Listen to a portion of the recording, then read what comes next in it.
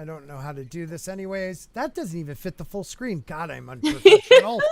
I didn't even, it's so corny. Look at that. Had all this time to set up the show beforehand and didn't do anything. I didn't do anything. I love how your screen says like, thank you Slovak subscribers. Slovak. Hey, at least we have an intro this week, so I mean, there's an improvement. Yeah, here it goes.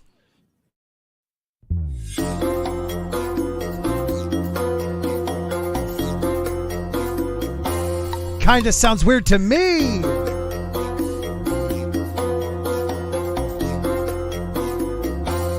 Geez, a whole 50 seconds we gotta wait.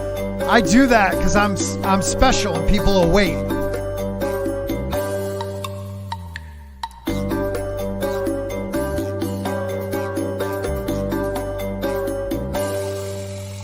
Pew, pew.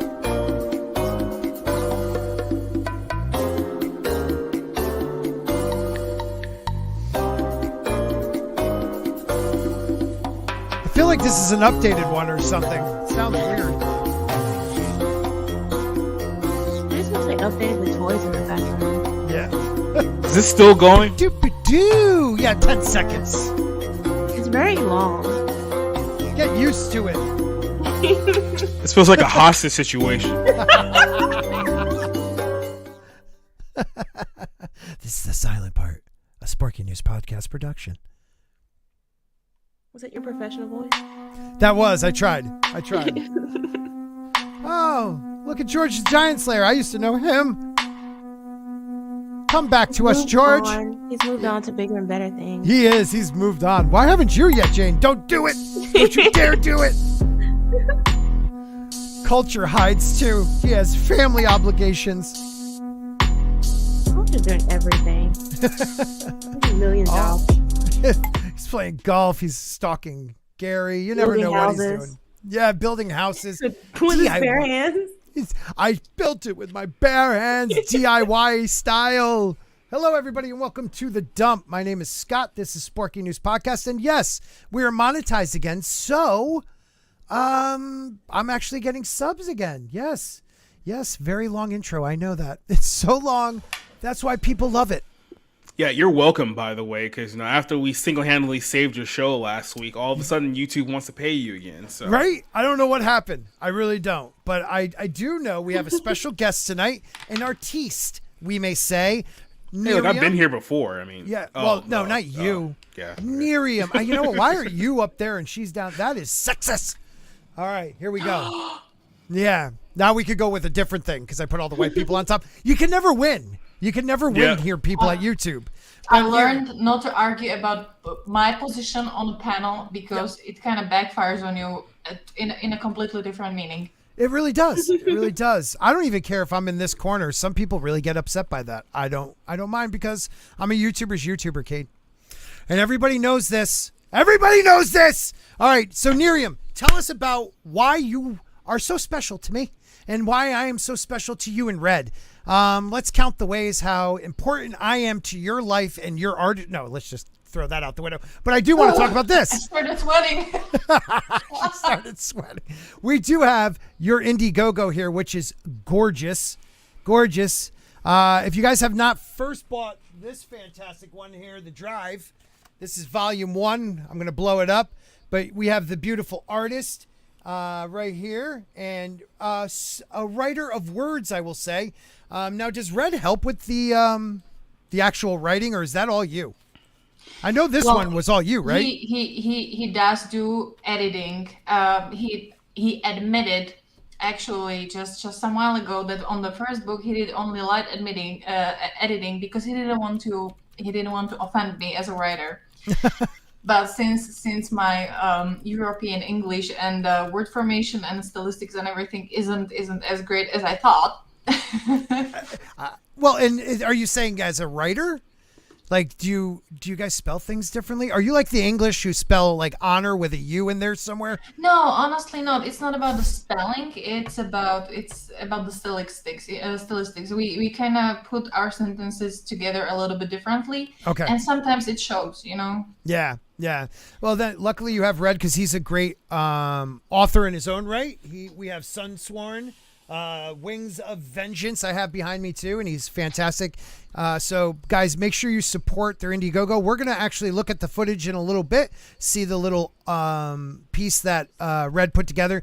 But I am not joking when I said it's an amazing comic. Like the artwork, it's gorgeous. Like your drawing is some of my favorite, and my logo was done by you. So I gotta say you're one of the best.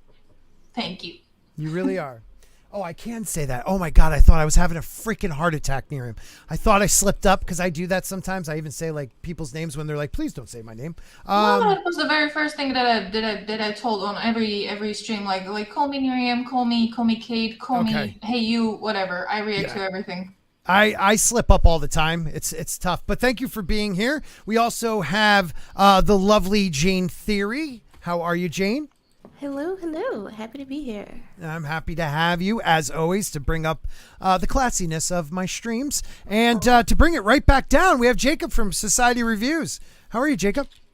Such a nice setup. Everybody else gets this glowing introduction. I'm just here. The guy who single-handedly saved your monetization, by the way, just all around. So that's 2. I'm going to keep doing this, because when we get to 5... you're done. That's the thing we do at work. That's where you're going to have enough. That's where you're drawing the line. The 5th time I mentioned that single-handedly saved your channel.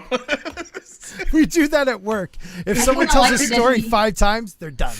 Yeah. I kind of like it that he single-handed saved your channel. You know what? Yeah. I wouldn't say single-handed. And that one doesn't count. I wouldn't say single-handed, but he had the biggest hand. Should we say that? Yeah, I mean, I do have pretty big hands, so yeah. Wow. They're like, I've shook his hand. I felt like I was putting my hand in a catcher's mitt. I was like, what the hell is this? But, you know, I'm only 5'9", pushing 5'9". Anyways, let's say hi to everyone in the chat. We have your Barm. I always say his name wrong. Barmy, who is a channel member, so I should say your name correctly. Yes, we are monetized again, and we are up to 20, I think 3 or 4 members in like 3 days. So that is unbelievable. Michael Wolf is a member again, coming back at the spoon level. I've changed the names a little bit, so thank you for being here. E. Clay Thompson is up in the house. Thank you very much. We have just another red shirt, one of the greatest out there, always supporting the channel. We have Keith Howard, always showing up, always being part of the Mark, always supporting. Like all the mods I know from Nerdrotic and other channels are always here to support, and we became friends in the chat, and they still support my channel, and I don't know why. Alex Moore is here. Thank you, Alex. One-man show who hates everything I review, but always watches it and always puts a comment, and people can't stand him for it. It's so funny because he's like, yeah, just commenting, hate this show, it blows, you know, and people get so angry, but really he's doing it for the algorithm, so I really appreciate it. Senora Batista, I'd never say it right, but it is dump time. Thank you. 16-bit is up in the house. Let's see, 16-bit actually sent a $5 super chat. Monetized, sweetness. Ahoy, guys. Hope you're all having a good one. Thank you, my friend. I love the ahoy. You sound like Dave Landau. Stream Elements is up and running, but you could actually now go back to this, but if you feel more comfortable supporting through Stream Elements, please feel free. Oh, Jane, you didn't have to do a $2 super sticker. What is that? What is it? Let's see. It is cool. It's cool. I love I love the pair. I love the pair. Thank you, Jane. That was really nice of you. Thank you. I should pay you. Meteor Advocate Tim Flip is in the house. I love seeing you back here. I swear you changed your name like multiple times since last time, like the beginning of my channel, but I'm happy you're here. Bone, one of the OGs, is here, and Sean is here. Soul Assassin, my mod among mods. He's been modding for like when we were Fourth Wave, when we were Rogue, when United, like everything. He's always involved in everybody's channel, so I'm really happy for that. And there's a lot of other people here. The lovely Sherry, Mad Cheese Meal will be here soon. Thanks, bro. Thanks. Really appreciate it. Nick, you want to jump on? Jump on. We always love having a Nick sighting. The Beam Pad is here. E-Clay with a 99-cent super sticker. And that one is a poop. Or ice cream. Ice cream. I'm sorry. It's ice cream. Chocolate. And Keely Chow's here. All right, guys. Keely. Keely is the best. Keely is is, the best. dude. Keely was pissed when I was demonetized, like dropping f-bombs to YouTube. I love it. So, what did I say we were going to talk about first? Oh yeah, Corey Feldman. Stuff and things. We're gonna do. We're gonna play the Corey Feldman song again. Are you guys was- aware of the Corey Feldman song? I forgot we even did that because it went to the back of my brain how terrible it was. Yeah, your thoughts were trying to suppress it, and then just brought he's it back like a. He's like have you? Okay, this is terrible. Terrible. I'm gonna say this. You ever been to a wake and like the person dead that's the person, but they don't look like that person anymore? That's how Corey Yeah. Feldman looks. Corey Feldman looks like a 60-year-old man trying to do 80s Michael Jackson in that video. Absolutely. Absolutely. So Corey here has a good take, though. Corey says, what the hell is wrong with these tabloids? Do they have any dignity? Leave our childhood memories and the great art we created alone. Realize as they bash 80s films, they list several not even made in the 80s. Anything for clickbait, I suppose. So what he is talking about is this article, which I'll just throw right here. And I don't look, this is probably some dude's vlog channel. Tiny Beans. I don't know what Tiny Beans is. Has anybody read anything off of Tiny Beans before? I didn't think so. But this is by Maria Gudu. I feel like it's an innuendo to something, though. Dude. Okay. Thank you. Thank you. I think we all go there. But 8 nostalgic kid movies you might want to skip showing your kids. How could you have Gremlins? Okay. Anybody think we should skip Gremlins showing? And what are we talking age group? Like, I saw Gremlins probably when I was like 8 or 9, maybe 10. I wasn't scared. Okay. I was terrified, but still. Like on what grounds are we not showing children Gremlins? Like, I think we're going to explain that one to Because me. they're supposedly scary, you know. You don't want to scare your children nowadays. You know, it's insensitive. Yeah. That's why. Yeah. Here, well, this is what they say. Some of us had our formative years in the 80s, and let's just say it was a different time. There was no such thing as helicopter parenting or attachment parenting or any other parenting style. Excuse me. There was a whole lot more freedom and a whole lot less of any real exploration into the kind of media we were consuming. This is why there are a ton of nostalgic kids movies that may not really actually be for kids. You may have some great memories of some nostalgic movies from your childhood, from E.T. to Gremlins to My Girl, but in case you've forgotten how incredibly disturbing some of these movies are, here's a list of reasons why you may want to think twice before letting your kids, at least the younger ones, enjoy a movie night featuring one of them. And yes, some of the below were rated R, but that did not stop our parents. What? Okay. So Gremlins is first. Okay. Gremlins. I loved Gremlins. I don't know about. So what are our age groups? Because I went into high school in 91. So I was like a kid in the 80s. Like the 80s was my jam, like Goonies and all those movies. What about you guys? Well, I'm part of the class of 2006, so clearly not in your class at all. Okay, so you're like a puppy. Okay, that's fine. Yeah. That's fine.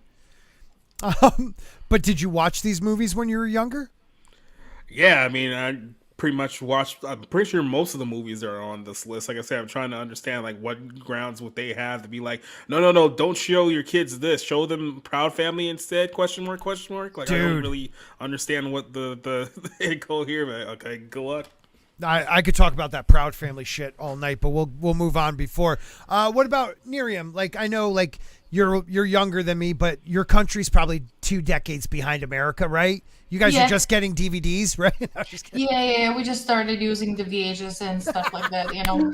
But you're joking about it, dude. You're joking that we're like 20 years behind. We actually are. It's, in some matters we are, Yeah. and sometimes even in the good manners, because the craziness you're having over there, it hasn't arrived over here yet. So Oh, that's thank great. Jesus. But So I there's have to still say- hope. Yeah, there is. Unfortunately, when it comes to like entertainment and everything, in 90s, honestly, if it didn't come on our TV, like TV stations, you didn't have like very great chance to see something that wasn't like extra, you know, Yeah. extra great. So I do have to Right. say I've never seen Gremlins. I did see E.T. and I don't know why anybody can say that it was scary or anything because I loved E.T. when I was a kid, Same.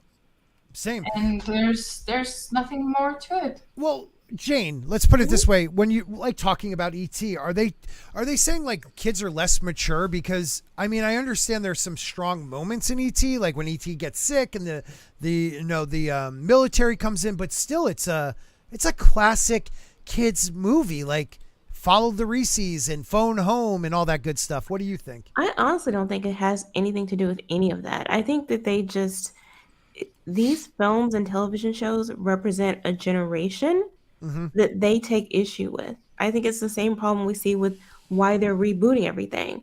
If they really didn't like these things, they would just let them die out, but they don't. They're trying desperately to fix them because they have a problem with this entire generation's perspective on life.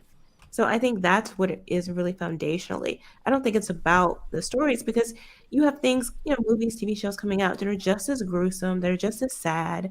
I mean, it's no different. It's just that there's something about you that they hate. Right.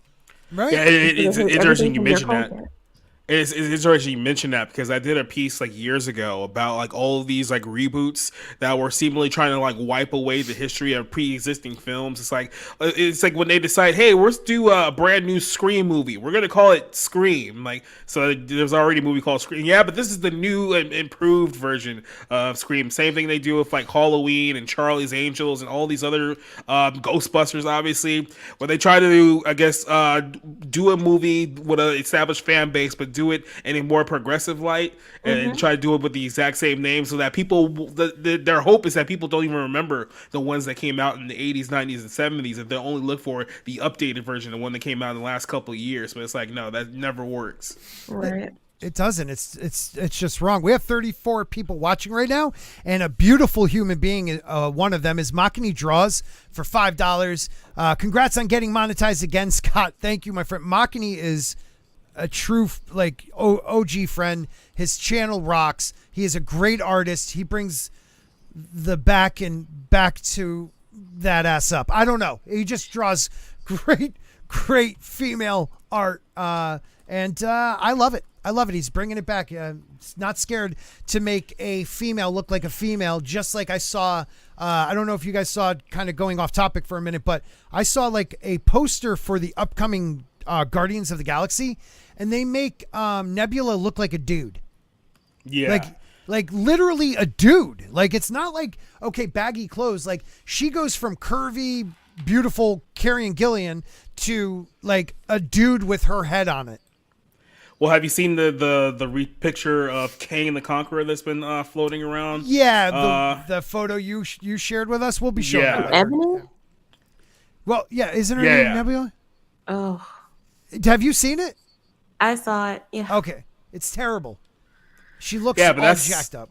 But that's what they've been doing now. They've been trying to slowly erase femininity and masculinity simultaneously, and they try to make it seem like that when you notice that they're doing that, somehow you're the crazy person. Right.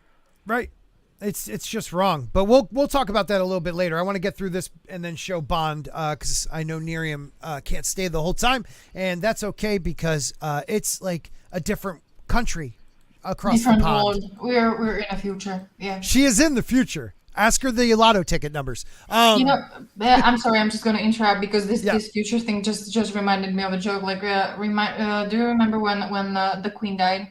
Yeah. There was this like tweet or messages running around from that like some girl was complaining that people who live in the future, why didn't you let us know? It's the truth. Any of the guys from Australia, I'm like, why couldn't you tell me that news yesterday? So I mean, if you have like lottery ticket or anything, you can send me the money number, whatever. I'm just gonna put it in. Yeah, you'll help them out, Andy. That's exactly what that shows. It's not even flat chested, bro. Wait till you see this picture. Yes, Red Gaze, where are you? Red Gaze is like at 101 temperature, I believe, or 102. So let's let them rest. They're going to come back on in a couple weeks, and we're going to really push Bond. This is just like a soft launch on the Dump channel, but we will be with my great mods every show pumping this out. So guys, make sure to follow it. If you don't have the money right now, follow the Indiegogo. And if you can't support it, share it. Do whatever you can to just keep this moving for, content creators. We keep saying we have to make our own stuff, and we got people that are actually doing it. But Gremlins sucks, I guess. A dad brings home a special gift for his son after last-minute shopping in Chinatown. He ends up with an adorable little creature called a magwai and is warned very sternly not to feed him after midnight or let him near water. Of course, he gets fed, which turns him into a terrifying creature called a gremlin. That is not freaking true. It's the feeding. Oh, the feeding does do that. It's the water that makes the multiple gremlins, right? Yeah. He gets the water on him. Okay. Sorry, I screwed that up. Water multiplies the creature. There we go. I just look like an idiot. And all hell breaks loose. You may remember the adorable Gizmo. I loved Gizmo. But let me remind you of the way some of the gremlins perished in the movie. One mom chops up a gremlin with a kitchen knife. That was awesome. Another dies by blender. And yet another dies in a scene that has stayed with any kid from the 90s or early 90s. Death by microwave. I'll never forget that one either. But still... I'm sorry, it was made for kids. I thought it was hilarious. Yeah, God forbid people have art or any kind of entertainment from their childhood that they actually adore. Yeah. Well, that's the thing. I mean, Gizmo was like the better Baby Yoda of this day. Like Gizmo, yeah. I had like a plastic Gizmo. I wish I still had it. Like kids had Gizmo backpacks. I mean, it wasn't about the scariness of the gremlins. They were actually funny and terrifying at the same time. I don't know the next movie that well. Chitty Chitty Bang Bang. Any of you guys? It's a cult classic, but I haven't watched it in forever, though. I don't think I've ever watched it. Never seen it. Really? No. Is it like a Willy Wonka, but more terrifying with that guy's face? Holy shit. Yeah, but it's God, what's the Tarantino movie that I'm thinking of? Because he did one that was kind of based on that one, but now I'm blanking on the name of that film. Kill Bill? No, just kidding. Hell, it might be. Totally blank on the name, but yeah, there was one film that he did which just had a lot of undertones with that film in particular. But tell me this: how's that 1968 and 80s movie? It's not. Especially if you're going with the OG one. So I don't know. Maybe there was a remake that I'm thinking of, but you just like the second one on the list, and you've already broken your own rule. Of exactly. It's so stupid. So we're skipping that one altogether because they're like, oh, very much it's circulation when we were kids in the 80s. That's dumb. You can say that about any movie that's older. E.T. Okay, now I'm pissed. Okay. We're going to do it. I recently convinced my 9-year-old to watch E.T. It's one of the first movies I remember seeing in the theater, and I was 9 at the time, too. Well, it turned out that we must have been exposed to a lot more movie death back then because she was absolutely destroyed by the scene where everyone thinks E.T. is dead. I mean, not just upset, but actually angry at me that I let her watch it. I believe her exact words were, "How could you?" So maybe rewatch the near-death scene before you let your kids watch. Oh, and that first scene where all the tweens, you're saying tweens, are sitting around the table playing cards. They're smoking cigarettes, sitting in the ashtray in the middle of the table, implying one of them was smoking the 80s. Yeah. Well... so this is a I, me, my piece, right? Because that's all I heard. Of course, that whole paragraph was I, me, my. It's called culture. Well... It's also, I don't know if you guys, it's a near-death moment. Like, yes, your kid might think I thought E.T. died, and then, no. The magic of friendship, love, and trying to help E.T. go home brings E.T. back. Like, it's such a good story. And exactly, like, if they decided to do a remake of E.T. now, they would definitely cut this or change this scene somehow. And you know what? It would suck. Yeah. They wouldn't dress E.T. up like an old lady either, because that would just be so wrong. Like, oh man, the ghost scene where he's dressed like a ghost. There's so much good stuff. It's really aggravating. Oh, we have some memers in here. Legion of memers. Beware. I don't get it. I already want to give this person a stone cold stunner just by reading the second paragraph. Well, it's not even that. This is the one that's going to kill me. I don't know about you guys. The Never-Ending Story. Mm-hmm. Okay, a yes. show that I'm pretty sure everyone watched when they were a kid. Yes, and Atreyu dies. Or, you know, like... Yeah. It's like... not Atreyu. The horse's name is what? Artex or something like that. Yes, the horse dies. I was freaking destroyed by that. But guess what? Spoilers for the never-ending story. Everybody freaking dies. And the kid, Sebastian, who's a bitch and can't name the freaking little princess like a bitch. Wow. Pisses me off. I want to headbutt that goddamn kid. Gets a little piece of, even though he can't do the one freaking job he's told to do, he gets the little piece of sand at the end. And that little piece of sand lets him do whatever the frig he wants. He dive bombs a bully. He creates the whole world over. It is one of the greatest stories ever told. The never ending story. Did they ever reboot it? Okay, so they made a second one. And the kid was a really good child actor who ended up committing suicide. He was, I think he was in a movie like Sidekicks or something. I forget the kid's name. He was in Leaving Providence or whatever that one was too. Really good actor, but it sucked. It wasn't nearly as good as this movie. I'm surprised they haven't met. You know how they do like the updated version with the adult who's like all dark and angry and has daddy issues. Like the Cursed Child. Yeah. Has anybody really like? Thank God I didn't go see the Broadway play when the Cursed Child was. But have you ever read like the Cursed Child, the Harry Potter book? Like they kind of turned the screenplay into a book. It's terrible how they changed. It is. As you may have missed last week, Scott, I kind of got in trouble when I mentioned Harry Potter on this show last week because I said that people who are a part of Hufflepuffs were borderline autistic, and there's a bunch of Hufflepuffs in our chat who did not appreciate my assertion about their house. So yeah, that kind of led me to Hufflepuffs. That's messed up, dude. Don't forget one of the greatest characters was a Hufflepuff, even though he ends up dead. Cedric died. What's up, Well, look, Matthews? everyone keeps telling me that it's messed up. No one hasn't said that it isn't true, so.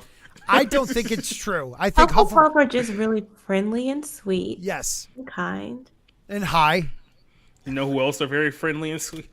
Fucked up, dude. We have Kang the Machismo.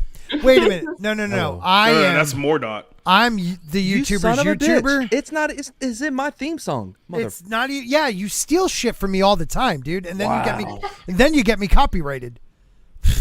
What? Yeah, you heard me. So, do you think the Neverending Story is a movie that you shouldn't show your kids if you have I've never seen it. You really? I mean, I know it. Yeah, I get it. I get what's it about, but I've never seen it. A minute of silence for Mad. Yeah, dude, you're missing a classic. F's in the chat from Yes. Mads, and then a U to follow up the F's in the chat. Yes, please. How have you never seen it? I get it. You don't get it. You think you get it. There's a flying dog thing. The horse. Oh my God. Tom Cruise is in it.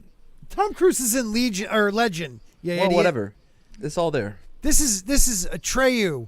The Neverending Story is a relatable tale of a young boy, Bastian, ducking into a bookstore to avoid bullies. Huh, that ain't relatable to me. Your peas are so puffy tonight. I can feel the air hitting my ear canal. I'm sorry with my peas, dude. You know what I think it is? I can't reach with this stupid thing anymore. So Is he frozen now?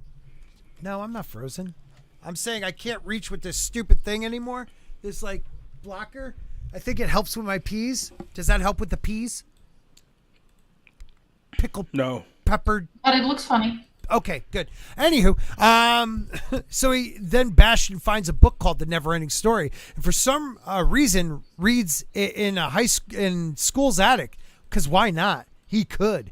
The lines between fantasy and reality become blurred when Bastian reads a description that sounds eerily similar to himself and begins to believe the magical land in the book Fantasia needs him to survive. There is an impending dark gloom that acts as the villain in this movie, the darkness or the nothing, which is basically just a dark cloud that envelops everything it passes, called the nothingness. If the terror wasn't enough, Bastian beloved and gorgeous white horse Artax dies, and no child of the 80s has ever recovered from that scene. No, I recovered. You are a sallywagger if you couldn't recover. It's a great freaking movie. Sorry. Yeah, Anybody else? I don't know if I should say the word that I want to say about this person now that you got your channel successfully demonetized Yeah. on the back of my hard honor work. But I just want to say that this person seems like a massive giant. Gina. Yeah, I think that's a safe way to say it. I was going to That's go with actually the a diss. That's a diss to women. Okay, I'm not even. We can't diss women. A lot of F's in there for you, buddy. A lot of F's. And Disgrace. Orc, I don't think those are P's. I think those are B's. Yes, I've been saying Bastion. They're B's. He doesn't know what he's talking Oh about. my Thank god, you for get the point though. no, but thank you for realizing it's a B, not a P. Well, the B's and the P's both sound very puffy. I'm a little puffy of a person. I'm sorry if I'm a little classy. I drink my coffee with my finger You out. think that's what puffy means? I don't know. In my world, it does. Oh, the Queen of England was so puffy. She was so Do elegant. you normally experience this tennis? I do, and it hurts. It hurts. It hurts a lot that he comes on my show, tries to steal my moniker, my stuff, son of a bitch. and then you know what else he does? He makes fun of me because he can't. He belittles me to make himself feel better. And you definitely don't do it either. No, never. Zombie Box Reviews for $1.99 has a super sticker, and that super sticker is it's a mood. It says mood. And then Lisa realized I was, and thank you, Andy. Andy is like my number one funder, literally number one funder when I got demonetized using StreamYards. I mean, unbelievably funded me. So thank you, Andy. You're the best. Zombie Box Reviews. Check out his channel. Always invite him on, but he's not ready yet. When he's ready, he'll come on. Lisa has a Bravo $5 super sticker. Thank you, Lisa, for supporting the channel. And another OG next to Lisa is Matt G. And Matt G throws out $1, and that is a, one of those, just says $1. Okay, I didn't know that. All right, thank you. You guys are all the best. We also have channel members now, and I will be supporting channel members. This time I'll actually do streams. So I know that's kind of crazy, but I will actually do streams because I realize how important you guys are. So let's move on to the next one. Okay, Jane, have you seen the Neverending Story? I have. I did. Okay. I saw it when I was older, though. So Well, but you're still a human being. But that it doesn't watched it. count. No. well, it wasn't. I guess it wasn't as, emotionally breaking as to people who saw it when they were kids. I guess. Right. But I mean, it was sad, but it was fine. Right. It was fun too, right? Yeah, it was very magical. Right. Think of 9-year-old Sporking with his fat head and maybe like a peanut butter and jelly and an addict of a school for some reason reading this book, like imagining I'm the kid reading the book and like watching this, like I don't know. I put myself in Bastion, even though he's a bitch, position. And like, I pretend like, wow, could you just imagine, like, why couldn't I get that library book? Why are you in the attic? He Of went the up school? in the attic, and Mr. Father DeWalt told me to be up there and see him. Oh boy. Yeah. Oh Lord. Why? None of you guys? Okay. My bad. I think he was running or hiding from bullies, right? He was. These bullies didn't give up either. Like they were following him. He was at a bookstore in town. They found him at school. Like these were real bullies when bullies didn't give up. Oh, like the bullies in Garbage Pail Kids, right? Sure. What's so funny is he had that big book he could have beat him with. Right. And it's a never ending story. So you can get a never ending whoop ass with that book. You know what I mean? Yep, yep. I don't What know is if you this guys. list? This is a list from some young lady at tinybeans.com. And it's a list of 8 nostalgic movies from the 80s you shouldn't show to your kids. And Oh, Corey okay. Feldman, one of the greatest Corys, Corey Feldman, was pissed. So we're reading it. And thank you, Biggles, for becoming a spoon. Biggles is a spoon. We have another member. Thank you. I really appreciate it. And we also have a members chat. Wait, Yes. are your membership Spoon, Fork, and Spork? Yes, it is now. I'm going to think of a couple I others. love it. I'm going to think of a couple others too. Couldn't think of a love knife. that. No, I I think think them done in kind of like comic characters. I think utensils is my style. Yeah, yeah. Like a big one will be a bowl because you could hold a lot. We'll figure it out. We'll all work together. I think it was actually Red who made my little spoon colors. So if you see him, you'll probably see Red, right? Ask him if he has the those little spoons that he made like blue. They're little sporks. He made blue, red. They were awesome, and I don't know what happened to them. Yeah.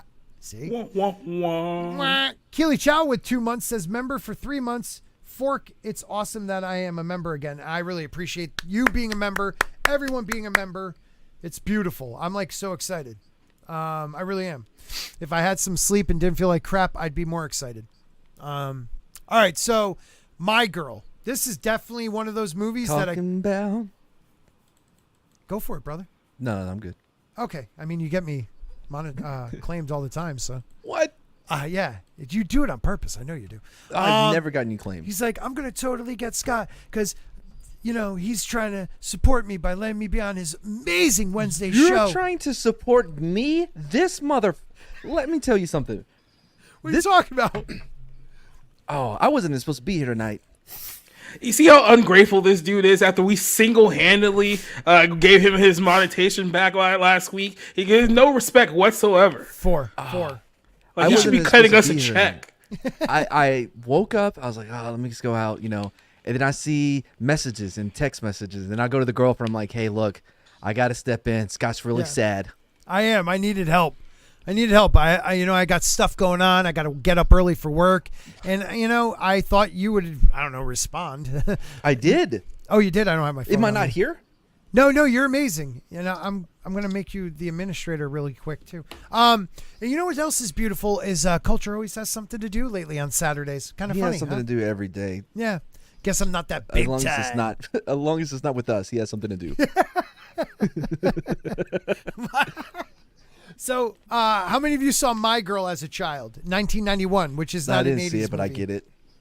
You get this one too? Yeah. Yeah. Kid gets bit by a bee or stung by a bee. Well, okay. I don't really remember it that well, but didn't we already know he was allergic to bees?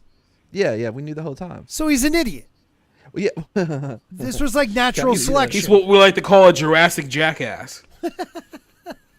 I mean, I had to take this for a we watched Sleepaway Camp for movies with Matt that you can find over my channel, and just look for at Matt Cheesemo. Anyway, and share his link, guys. He needs it. One of the kills in Sleepaway Camp is a dude that is in he's in a stall, and then they put the beehive in the stall with him, and he can't get out because there's a broom blocking the door. It's really ridiculous.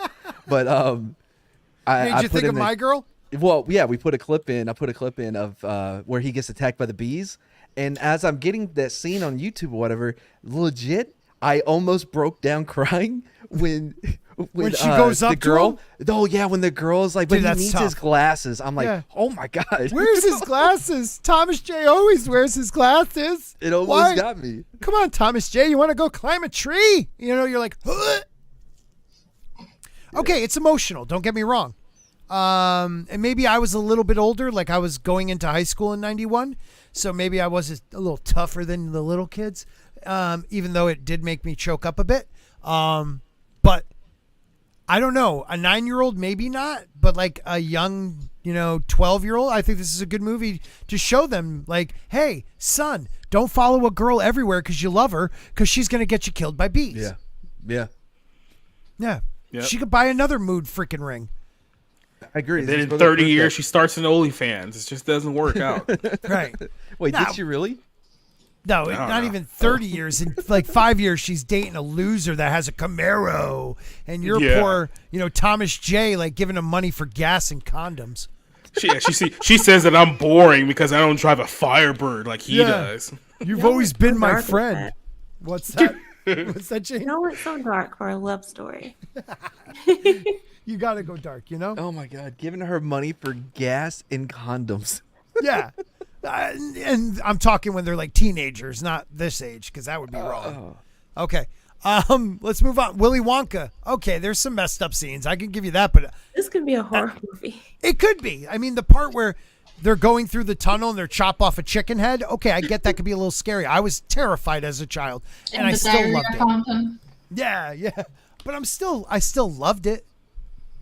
You know, I every mean, the kid moral of the dies. story is sure the kids died, but they probably deserved it. So, who cares? Quick question mark. Okay, this is the one I could say you can make a decision, but I think every kid should see it at a young age to be that little like what the hell is going on type movie. Yeah. Like this is what. And then acid again, should like be how many 6-year-olds are really like under the impression that, oh yeah, these kids are totally getting straight up murdered in this movie here. And they're just like, oh yeah, the chocolate river, that looks great. Yeah, it looks like sewage in Ohio or something. Yeah. Okay, now The Wizard of Oz. You can't show a 1939 80s movie to them? Oh, is it because we canceled Julie Garland? Is that why? Why did we cancel Julie Garland? Well, Julie Garland did a movie where she did a blackface routine of a very, you can look it up on YouTube. It's out there. Okay, how old was that? When was that? It's probably about a couple years before this movie came out. Okay, so it was a couple years before this. The Prime Minister of Canada did it about, 15 years ago?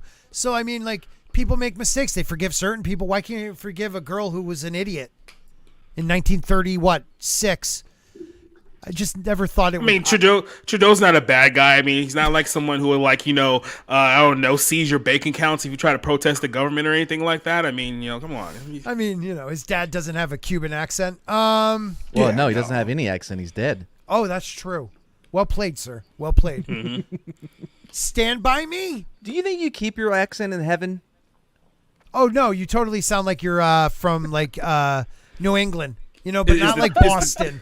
Is the Tower of Babel fixed when we all get there? Yeah.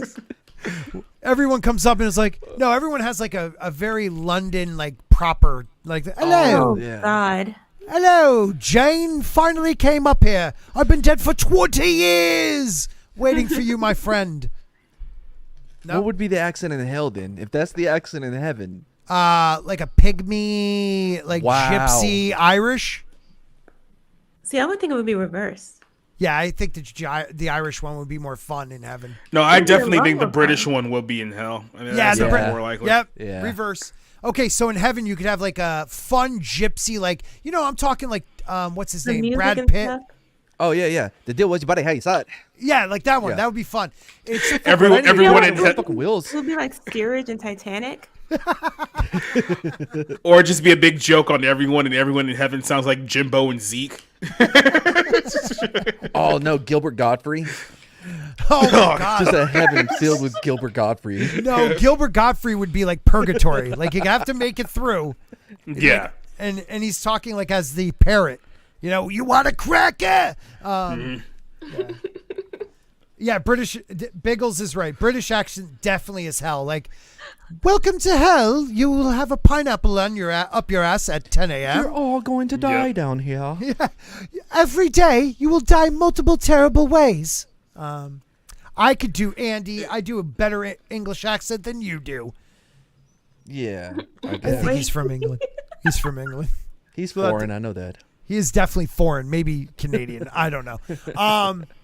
Stand By Me. I watched this as a young kid.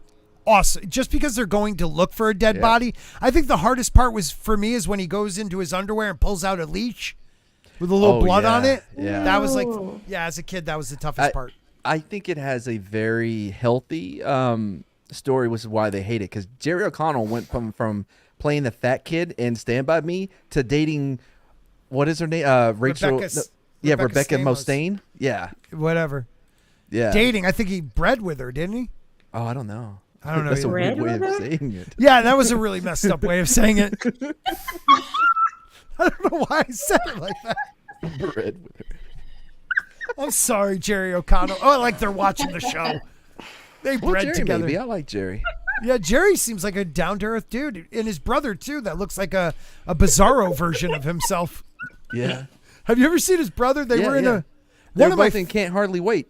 Dude, one of my favorite shows they were ever in was where they go through a wormhole. Sliders. Sliders, dude. Hell Oh, yeah, that bro. was good. That was such a good show. Oh, my Yeah. God. Such a And good it made show. scientifically, it made sense. It did. It was definitely made more sense than most. Yes, I did say bread. I don't know why I said that. Oh, you see floral. Dead. I really hope Floral somebody's side. gonna clip this. Floral Oh, in someone's chat. already clipped this. They're Yeah, I editing it know. right They now. already did. They bred. It's got to his wife. Hey, baby, want to breed tonight? Isn't that how you guys get laid? No. I'm like, is it breeding time or is it just? Oh, is it? That's so much worse. Yeah, Is it and then- breeding time? And then we do.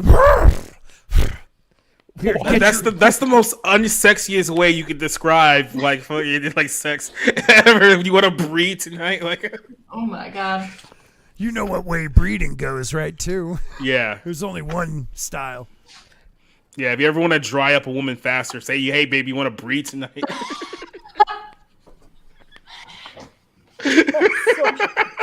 And I'm terrible. You said dry up a woman worse. Oh my god.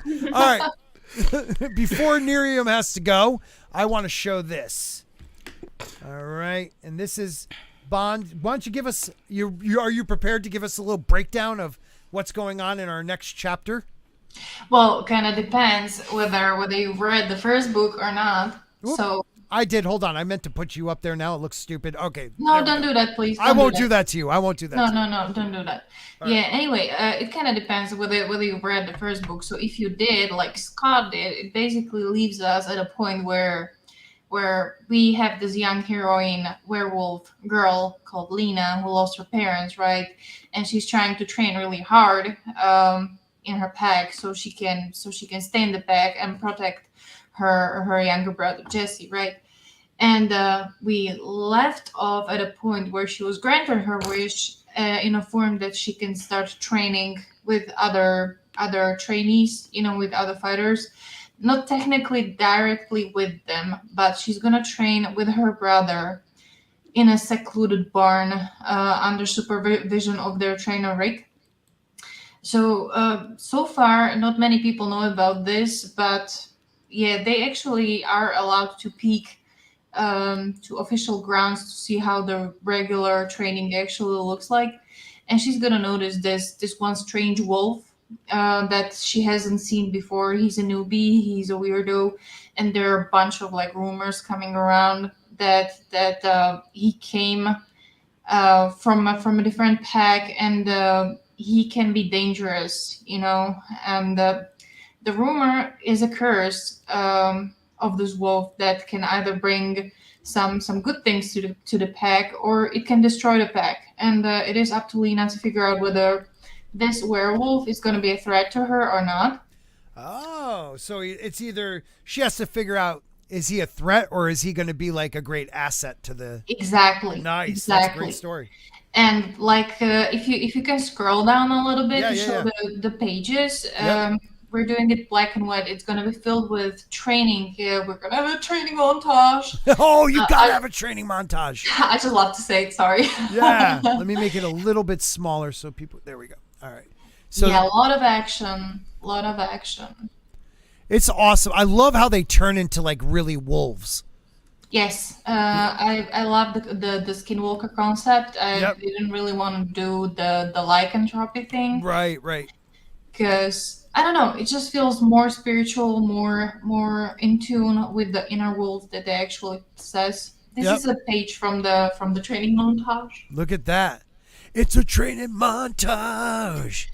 Gonna be a montage. Is she jumping onto two barrels on top of each other? I would definitely get Yes. hurt. I would get hurt. Yes.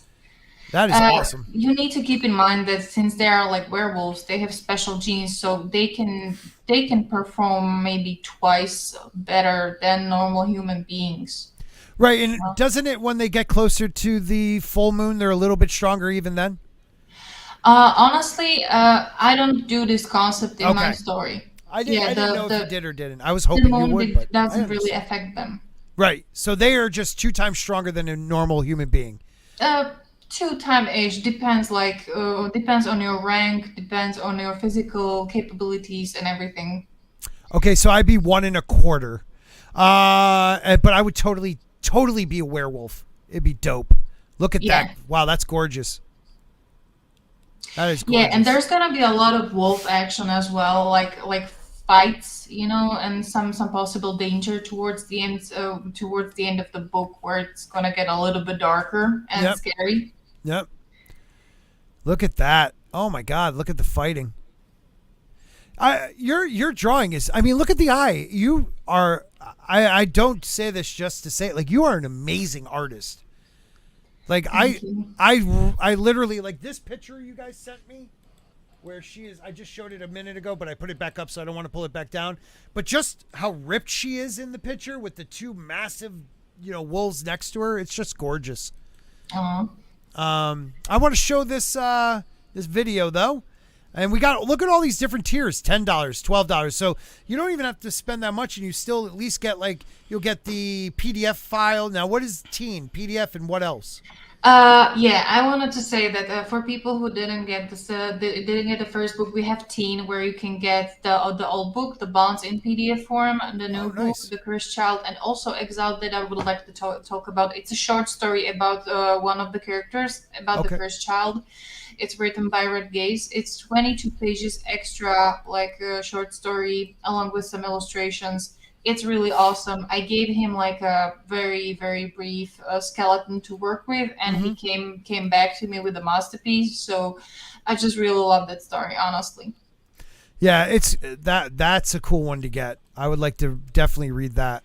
Then you got the Big Bad. So I mean, you have all different levels. Yes, people could choose.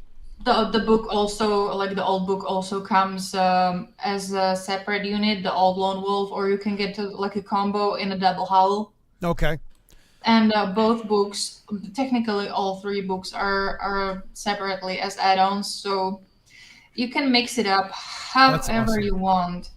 And there's just one perk I would like to pitch out a little bit further. It's called Wolf Yourself.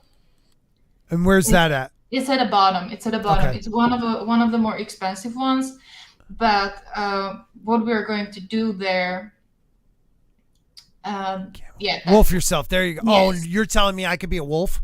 Yes, you can be a wolf. I'm gonna draw you with markers and pencils and everything as a human part, like human yourself, and I'm gonna draw your wolf. Oh my God, Then I'm gonna awesome. put it into scanner, and I'm gonna finish it up in computer, add some colors, and also fill up your stats. So your name, height, weight, eye color, hair color, name of your wolf, affiliation to the packs, and also your stats like your speed, your strength, and then we're going to print it out, and it's going to be all sent to you. The traditional is going to be sent to you, the print is going to be sent to you, and also you're going to receive it in a form of a PNG and PDF on your email in case you want to print it like huge on the wall. Yeah. No, that is awesome. A werewolf spork. All right, start. We need super chats, people. I want that one. That one's awesome. And then some of them have been claimed, the 1 out of 1s, so that's pretty cool. Yes, those are the traditional ones that went like hotcakes. Yeah. And, yeah. I like this one though. And you get 10 people, so only one has been claimed, so there's still 9 openings. Wow, you even put like a lot of work onto yourself with this, but that is great. It's kind of fun. And I managed to ease it up a little bit because I created like a fillable form. Yeah, gotcha. I'm gonna send out to every backer who gets this tier, and when it comes back to me, I'm just gonna work with it. That is awesome. Let's check out the trailer. All right, here we go.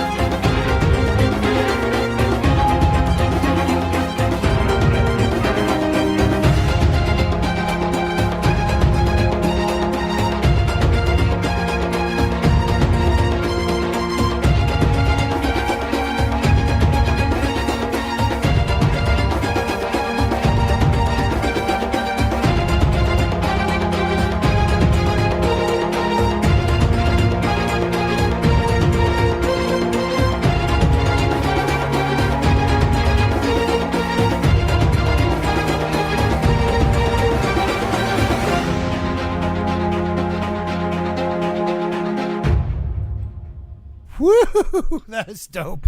Oh my god, that's gonna be good. That is gonna be so It's gonna good. be awesome. You guys, And it's gonna be a little bit longer than the previous one. Yep. Previous one was 72. Now we went up to 77 pages. Plus, if we reach the stretch goal of Mad Men, there's gonna be even the Mad Men mini story. So. Nice. Look at that cover. Look at that cover. That is gorgeous. Well, guys, please make sure you guys support this. Follow it. Share it if you can't support it right now. When you can. I mean, you could go anywhere from 12 to 170 plus, I'm guessing. So, I mean, $12 ain't much. You get 2 stories PDF. That's amazing. 3. 3 books. Oh, that's 3. Yeah, that's 3 PDFs there. Oh, for the 12. 10 is just for the 2. Gotcha. Yes. I kind of want to read that Exiled one. That looks good. So that is very cool. Very cool. Thank you very much for sharing this with us too, because like we said, we always say we got to support content creators, and when they make something like this, we need to support it. So I'm very happy to be here to help you guys with it, and we'll definitely have you guys back on to support it even more again. You've been on longer than you were going to be, so please feel free to bounce, but have some last words about your amazing book. It's actually not going to be about the amazing book, but your spork, fork and spoon and stuff, like comic characters idea. It kind of reminded me, if you scroll up a little bit up, we started doing this little mini comic series, Potato Brigade with the red. Right here, haircut, those? Yeah, the haircut, please. Okay. Let's see. Hold on. I might have to switch this real quick, so give me a second. Let's pause that. I'll put this right here. Like, people aren't so much on board with it yet, but I really think they are hilarious. Yeah.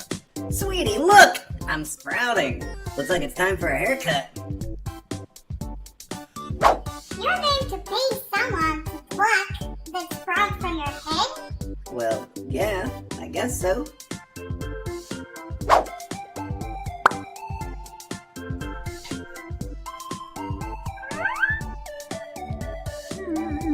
That'll be $10, please. We're still tweaking them up.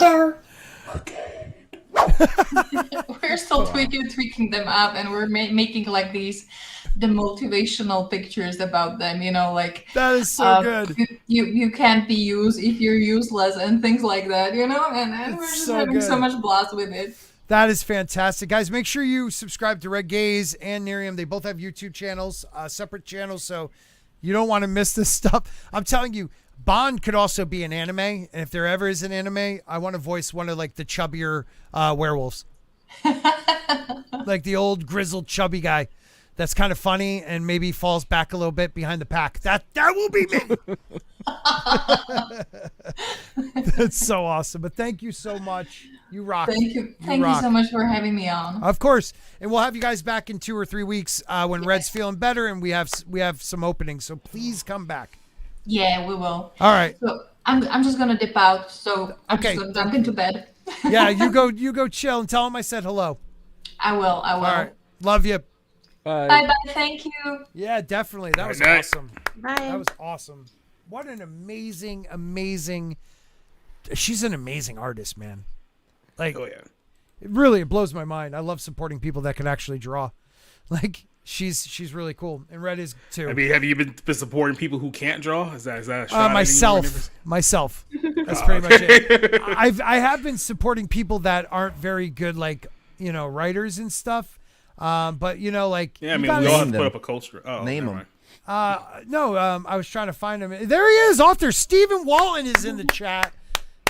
He writes a book about some Phantom Menace thing, and then he's gonna. I got a whole world of sci-fi. We'll see how that comes out. Jane, have you been watching Carnival Row? Is it out? It is. Yes, the first 2. Yep. I will watch it tomorrow. I'm so happy to be back in that world.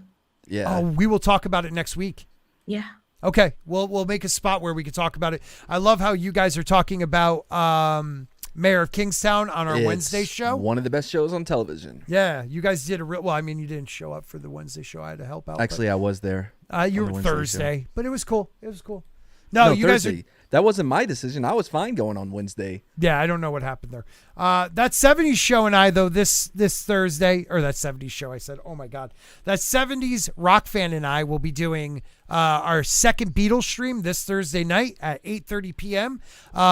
It's really me praying to God he's there on time because he is a freaking encyclopedia when it comes to the Beatles. And if you have not checked that out, I will definitely put that in the chat too. Start at like me and Grant do a good enough job, but like the 28-minute mark when 70s comes in, holy crap. It is one of my favorite ones we've done. So please make sure you guys check it out. Next, why don't we talk, guys, a couple of you have seen Quantumanium. So I have. you have too? I'm the only Yeah. one that hasn't. Okay. Yes. This is great because I want you guys to sell me on this movie.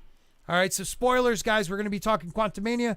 I will take the spoiler tag off when we come back, so check back in a little bit. But I have a feeling you guys are going to talk for a bit on this one. So, Wait, Jane, what are we selling you on? it was selling me on Quantumania. Like to watch the movie? Yeah, you need to tell me why it's such a good movie. Jane, go. Well, it's shorter than like the last 3 MCU films that came out, so there's a I plus. didn't hate it. Okay. Meaning I didn't yell. I Okay. didn't get frustrated. There was never a point where I'm like, get the fuck out of here in the theater. Mm-hmm. So that's a positive. Okay. It We're wasn't making good. progress. Yeah, we're going somewhere with this. It wasn't bad enough to be mad at. Oh, get it? Mad I at? disagree. Oh, really? Yeah. Why? What was terrible about it in general? What was terrible general? about it, Jane? The hero was not a hero. Did they? Oh, are you complaining that the title character of Ant-Man was used as a secondary character in his own movie? Yeah. To who? To his daughter? To every other person there. Well, primarily to Janet, because it seems like Janet was the main character of this movie, even Yeah, it though was this is her called movie. Ant-Man 3. But yeah. Janet's movie. The whole plot revolved around her. So essentially, the setup is that Janet was in the quantum realm for like 30 years. I don't know if that's 30 years their time, but 30 years Yeah, our that doesn't time. make But sense. Yeah. yeah, but so she was down there, and then she meets Kang the Conqueror. I'm sorry, one of the variants of Kang. We'll get to that there in a second. But so he got banished to the quantum realm. He's trying to get out. So he needs her to help fix this little like multiverse circle thing. And then she fixes it, and then she realizes that he's gonna kill everyone. So then she blows it up and escapes somehow, but he's still there. So when Scott Lang's daughter creates a beacon to the quantum realm, they get sucked in there, and now Kang wants her back to fix the circle thing so that he can go back to his timeline and Okay. take over again. So that's kind of the setup of the whole movie. Yeah. But to be fair, though, Ant-Man has never been the driving force behind any of his movies. If you look at the first one, he was being used between this power struggle between Hank Pym Yep. and whoever MODOK is, Daryl, right? Daryl, yep. He was just a Yeah. pawn in that movie. He was not the driving force of that movie.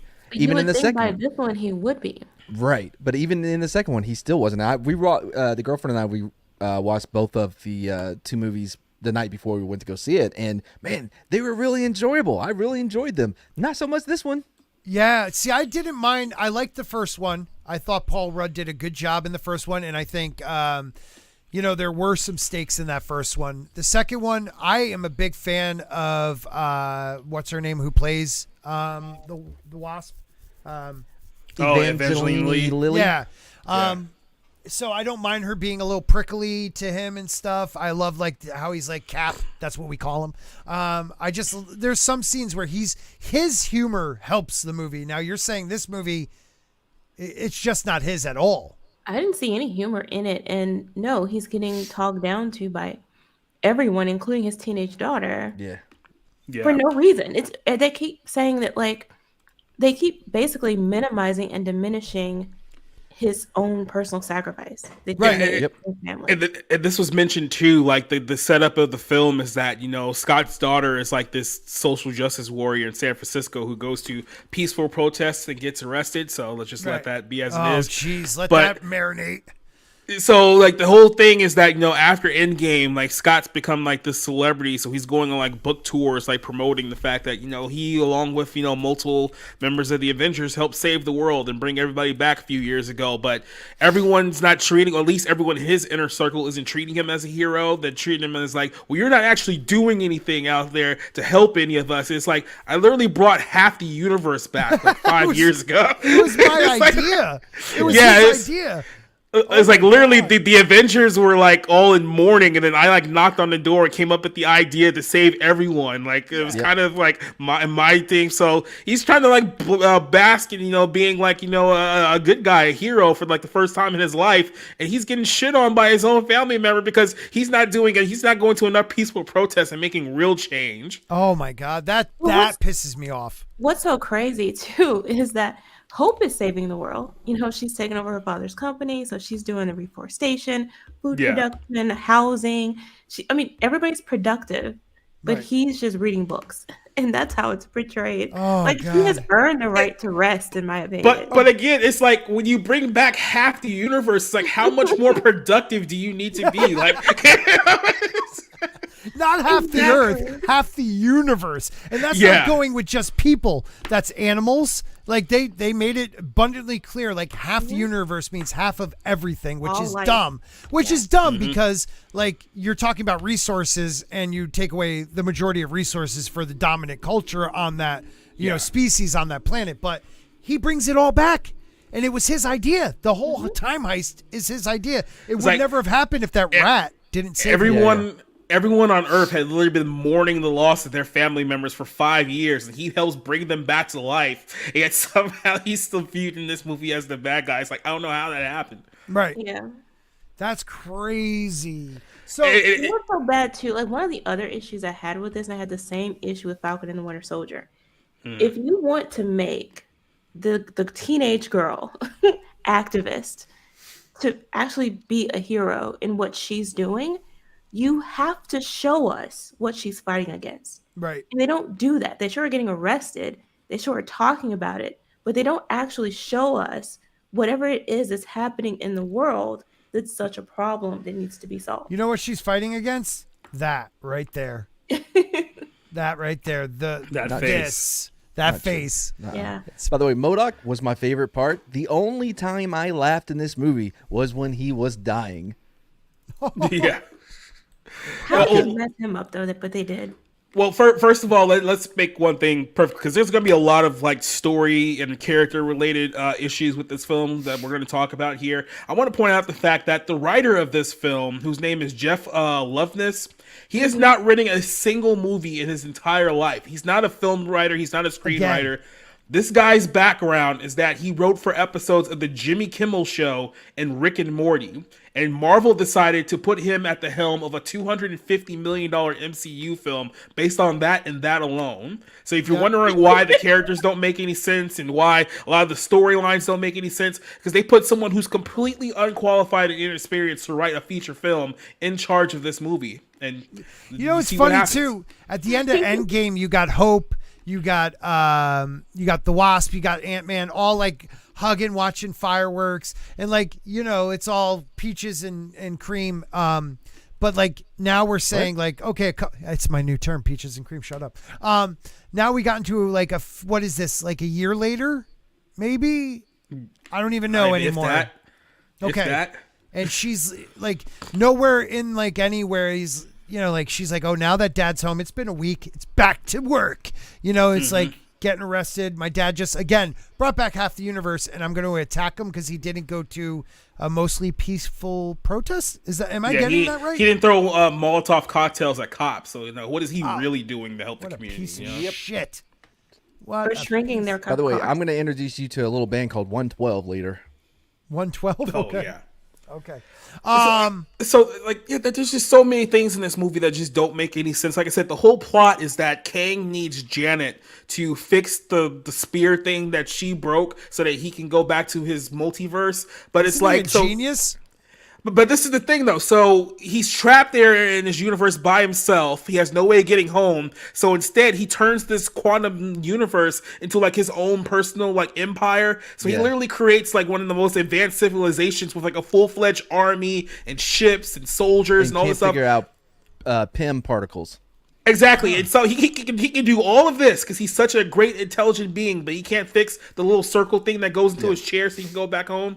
Also, Here's it- the. Oh wait. Oh, go ahead. no, Chomping at the bit. it has one of the worst tropes of any movie. It's where it only can work if no one explains shit to each other. As long as no one tells anybody what's happening, then the movie Yeah. can go on. But the first time someone's like, wait a minute, why don't you tell me what's happening? And instead of going, no, we don't have time, we gotta go, I'm trying to protect you. I'm like, okay, here's what's happening. Oh, cool, now we can work together to figure out how to undo this fucking Are you fuckery. saying Exactly. every mistake in the movie is because no one's talking and explaining why they're doing it? No. It's not no one. It's specifically Janet. Yes. Janet's like the key to doesn't this whole communicate. movie. He doesn't act like a normal human being. No. And then on It's top of the- that, you mentioned that the world he built is technologically advanced. Yeah. It's absolutely amazing, and yet somehow the people want to rebel against him. It's like you were living in utter wilderness before he did anything. Yeah. Now you have all these technological advances. You have society, civilization, and you want to overthrow him. Is he killing people? Is he like Of course. abusing them? They He's- made he's- his yeah, go ahead. police force is abusive. Okay. Well, I mean, down with the cops. I don't guess. know if all those people existed there before and they were just in a different part, or if Kang literally made those people to rebel against him. No, I'm pretty sure there are people that live in the quantum realm. He just brought them all together, right? Well, Jane was down there for 30 years and then run into a motherfucker butt King. Who, Janet? Yeah. No, she did. She ran into Kylo and they had a relationship. Oh, that's right. Is that Bill Murray? I forgot about that. Yeah. Oh yeah. Janet She cheated fell with on. Kang, actually. Janet cheated on our boy Hank with Bill Murray Well, for 30 what years was- and didn't say I anything. mean, What, like within like an hour of her going in there? Well, remember, she was there for 30 years, and then the excuse that they literally give in the movie is like, hey, she had needs, man. well, and then he said, yeah, I was banging too, though. Well, he just Yeah. said that because he was embarrassed. He was probably like, yeah, I was banging. Totally had all those girls in their boobs. Mm-hmm. No? Okay. All right, so they get sucked into the quantum realm. And now the way they show Kang in the trailer is like, he's just so like, have I killed you before? Like, Yeah. how It's is he... so bad because essentially what they're trying to do is they're trying to establish that, okay, hey guys, this is our next Thanos here, so take this guy seriously because he's going to be a big problem, right? So he has like this dialogue with like Ant-Man. He was like, hey, I'm an Avenger. It's like, oh, the Avengers, haven't I killed you guys already? I've killed so This many is of you my- guys, I don't know who. This is my question. He's been in there for so long, right? Like he's trapped. So what timeline has he killed? Like he's been around that long that he's been jumping timelines, killing people. And now for 30 years, he's been stuck in the quantum realm at least. And he's not aging down there yet. Janet aged. Like, this is what I don't get. I mean, she also had makeup down there, Scott. What do you want me to say? Well, I mean, he she's did beautiful mention- for her age. He did mention that he's hopped all over the timeline. Like part of his whole thing is that he's seen the end of time as well. So he sees what's coming. So you would think that he's seen everything between now and then and all of the different timelines and he's trying to stop it. But her comeback to that is no, you're just trying to get back at the people who put you here, Right. who also happen to be you. So it's just And he also said yes to that, too. he did. So, like, push him into their timeline and let's go back to ours and call it a day. Good luck, Kang. Don't kill us. Let's make a deal. That was his deal. That was his That deal, was yeah. his initial offer to Janet. He literally told Janet at one point, it's like, hey, look, I won't kill your universe if you just help Yeah. me get out of here. Like, I'm going to destroy all the other ones, but not this one. You can go Yeah. back to your little life. And she's like, no, you're a monster, and I'm going to destroy Scott, your I know you spirit." were trying to bullshit on that one, but that is literally what happened. Are you He effing offered kidding me? her. Yes, he offered their deal of, well, I won't kill your universe if you let me out. That's... I Yeah. would be like, you know what? Because- that sounds good. And Because I they showed like believed him. the opening, because in the opening like sequence they showed that he actually did kind of like her because they kind of bonded because they were the only two down there. So it's like he seemed like he would have held his word that he I wouldn't think have, so. yeah, Yeah. destroyed their universe if she had just helped him. But see, what Janet did was model the behavior that they keep complaining about Scott not doing. Because she Yeah. was willing to give up her relationship with her family for the greater good. Yes. And when Scott's given that same choice, he doesn't. He wants to protect his daughter. So he's willing to go along with Kang's plan in order to get them out of that universe and let him go about his business. What an evil man. Yeah. What an evil man wanting to protect his family. I honestly would have rather it end with Scott being left there in that hole, which I don't know how they were able to open, but that hole to close and leave him behind, then Hope flying through the last second, defeating Kang and pushing him back into the thing, and they both lived. I would have rather him have that sacrifice for his daughter and for his family and die and be done than have him be saved by a woman. That's why he didn't win. No. So here's No, the nothing. thing, and if you were paying attention, like weeks before this movie, we had even reported on Bounding that apparently they had went through reshoots like weeks before the film's release, and there was word that the entire ending of the movie got rewritten as well. So I don't know what the original ending was supposed to be, but essentially the ending of the film is that it's Kang and Scott Lang, and I guess the portal to their dimension is closing. So he's like, well, if I'm not going to get out of here, you aren't getting out of here either. So he similarly sacrifices himself, closes the portal, and he's like, I defeated Kang, but now I'm stuck here, so I'm gonna have to figure out life, without my family. I think there's like Wasp jumped in at like the last minute to save him, but then they both got trapped. So he figured, okay, well these guys are just gonna be stuck down here until somebody can rescue them down the line. And then nope, they just turn the thing right back on and rescue him immediately. And it's just kind of like, well, there was your stakes of the movie. Like that was your ending right there, and then you just completely undercut it because you wanted something a little more lighthearted and happy. Because we can't handle a dark ending in an MCU film. Okay, But so that's the thing is that there's no stakes at all because the people who have the suits are untouchable. They are practically immortal. what, and the Kang suits? all of the Ant-Man variant suits. Oh. Yeah. Cassie has her suit, Hope has her suit. So everybody's suited up. Everybody who has a suit is fine. And then the whole time they're talking about going back home like it's no problem. Like I'm gonna find my daughter and we're going to go home, or I'm going to go find Hope and we're going to go home. So it's no big deal. And then once one of them goes through the portal, they can always get back out because that's the way they got in. So it's like, you can go back in and out through Apparently.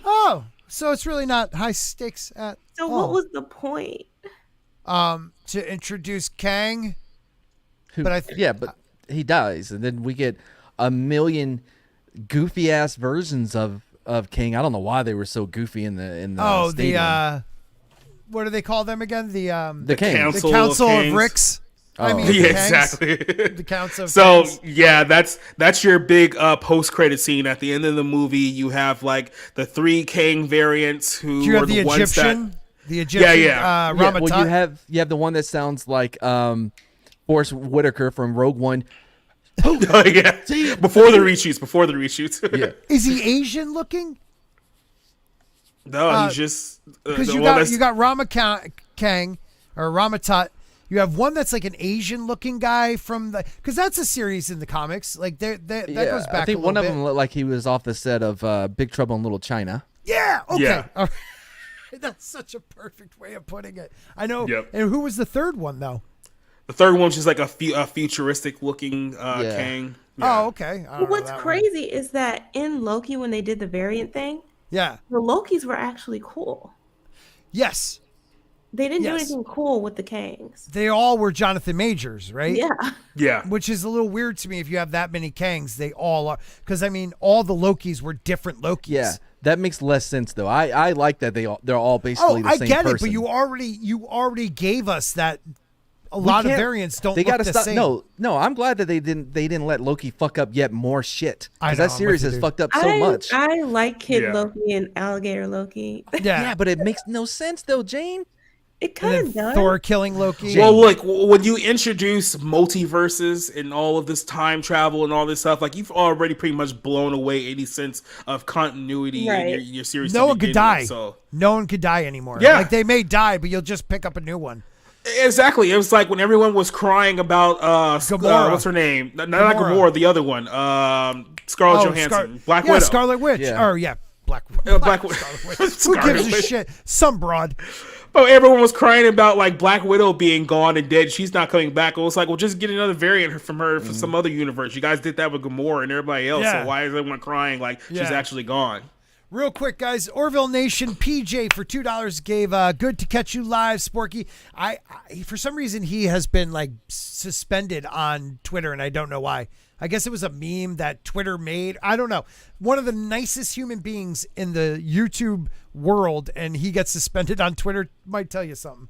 Terminus says, he says, it was mostly enjoyable, but they made Cassie a fucking Mary Sue. And Alex Moore says you could tell which scenes were reshoots because of the editing. Okay. Yeah. But what is Cassie a Mary Sue? Like, is she able to do everything? Not everything, but let's just say she learns fairly quickly. Let's just put it that way, guys. Yeah. She tries to put up a front earlier on that, hey, Dad, I already know what I'm doing, but then she has to a little bit of a learning curve there, but okay. Yeah. But There's she a couple saves herself. She saves the female leader of the quantum realm people. Yeah. Oh my God. And I'm pretty sure she beat Morlock by herself, right? Yeah. Yeah. No. Yeah. Oh, there was another end credit. They have Victor Timely. Is that That like I can- old timey? I have never been more pissed waiting after credits for whatever the hell that was. It was nothing. It was Disney saying that, hey, we still got Disney Plus shows. Don't forget that. I cannot believe I waited after. Oh, by the way, they've canceled the release dates on like 4 Disney Plus shows they had already announced were coming out this year. Oh, I so know. the only thing that's coming out now is the second season of Loki and the Nick Fury one. But it's like Ironheart has been shelved, Echo has been shelved. Oh, why the not? Marvel What's If has been shelved, and I think Agatha has also been shelved as well. No, Agatha I think was pushed. I don't think they shelved it. I think they pushed it until November. All of them have been pushed back with no release dates. So I thought Agatha still did. Okay. Yeah. I mean, whatever. I mean, The Marvels, that has been pushed back by 4 months again, hasn't it? Yep. that's November, right? The Marvels is November. It was now. supposed to come out November last year. What? So What the hell is going on with Marvel? It sucks. I don't know why they keep trying. And I'm pretty Let it sure. go. Well, Soul Session said, I think it was him earlier, said that there's rumors that Feige's leaving. He's done. Oh. I mean, well, you have to keep in mind, like, there's a couple of problems here. One is that we're almost 4 years removed from Endgame, and they've done absolutely nothing to keep any of the interest in the eyes of the fans or the viewers since Endgame has ended. It's like we got Thanos. Thanos was defeated, and like that's it. It's like we put almost 4 years into this thing now. Now you're trying to set up the next big bad that we're supposed to care about in another 3 years. It's like no one's sticking around that long. Right. And then the other part is that all of these movies have just increased their budget more and more. Like this movie looked like a movie that couldn't have cost less than $250 million to make. And that was they're still not. cheap. Yeah. And they're not going. Yeah, go ahead.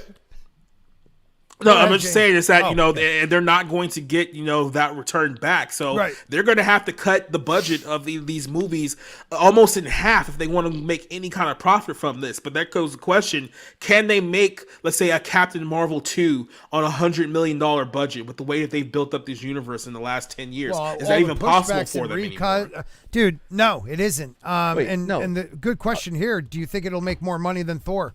I don't know what the outlook is looking It's for. tracking next low. weekend. I think Ant-Man will. I mean, Ant-Man has the name behind it. That's sort of like Thor. I mean, I think people were sort of hoodwinked by these Yeah. because of the titles, and that's what they do. Like that's the point. They use the name to get you in there, Absolutely. Yep. and massive. Tons of people go and see it because it's the name. Yep. But then, is it going to have replay value? Are people going to go back and forth to the theater? Are they going to watch it and stream it online after they've seen it? Probably not. It'll drop off. Thor was the worst performing MCU film last year. It finished at like 775 worldwide. That's in the entire country, entire world.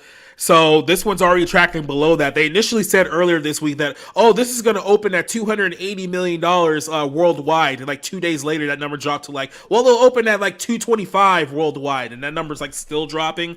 So I don't know. I think this one, at the pace it's going, especially with all the bad reviews, it'll be fortunate if it makes maybe like past 550, somewhere around that one. Wow. And if it only hits like that much, then that's going to be a massive bomb for them. 'Cause, I mean, Well, I think Go ahead. I was going to say I think they're going to learn the wrong lesson, right? Rather than Yeah. looking at it and be like, oh, you know what? We need to increase the quality of what we're doing. Rather than that, well, you know what? We need to cut the budget and make this shit even cheaper and with less talent.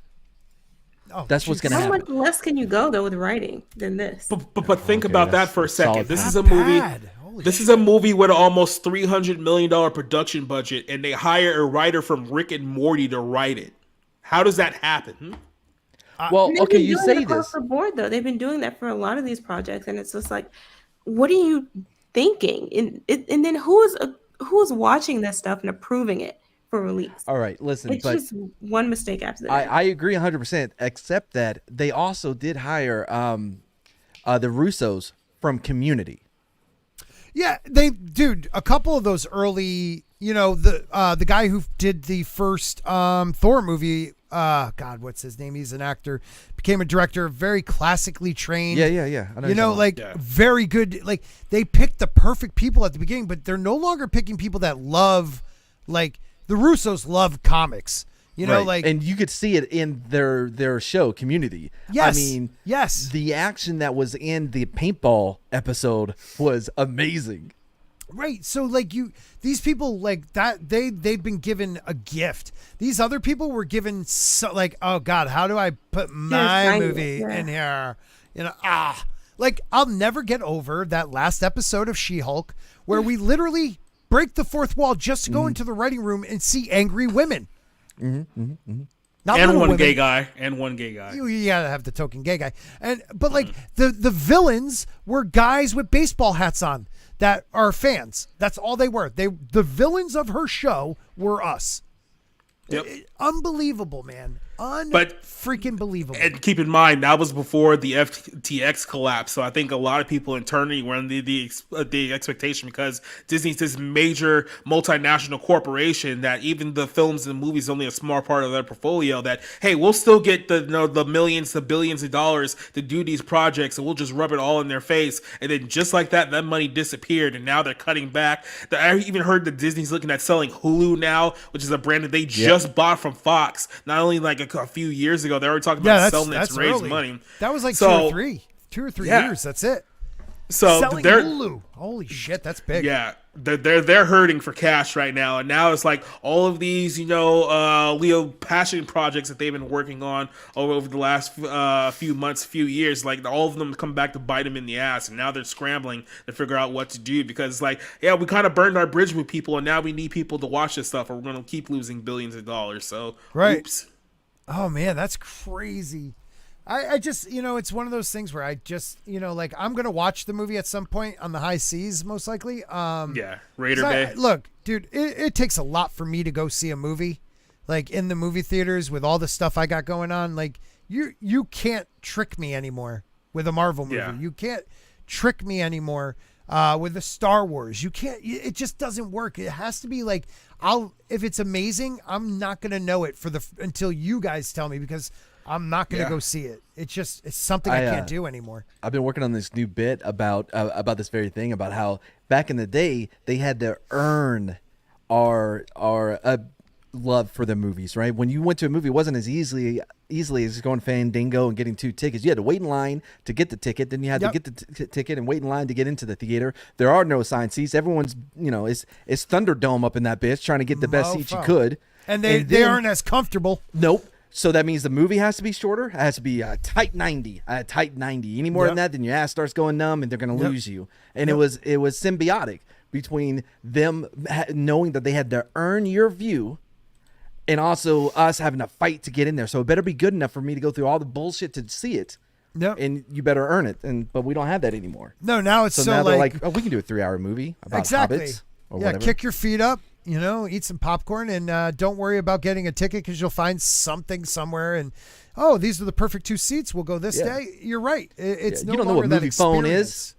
Movie phone. Shit. Man, can we still call movie phone? I don't know. That we should find out. We should It find better out be at some good point. though. It better be good. Because the thing about it is their backup is streaming. So if it doesn't do well in theaters, they're expecting that it'll do well in streaming. And that's not necessarily the case. Right. You're not going to necessarily get your money back that way either if it's not good quality.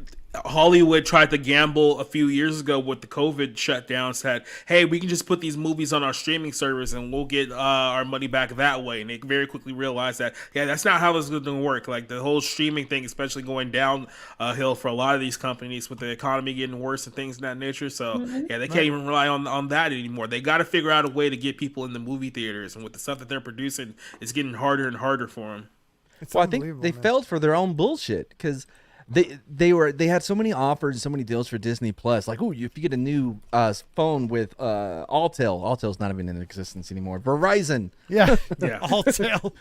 Verizon, right? You'll get a year free subscription. Ooh, if you live in India, it's only 5 cents a year or some shit. Well, right? when we got it, you got Hulu, ESPN, Yep. and Disney Plus, all for like $9.99. Anyway, but all that came due. All that was, now they're like, oh, I can't believe now we had to cut all the budget. Because they were like, we were chasing the subscribers. We were doing so great. We thought that it would last forever so we could make all these movies. Are you fucking retarded? Yeah. You were the ones that did all this to set it up to make it look like that. How did you fall for your own bullshit?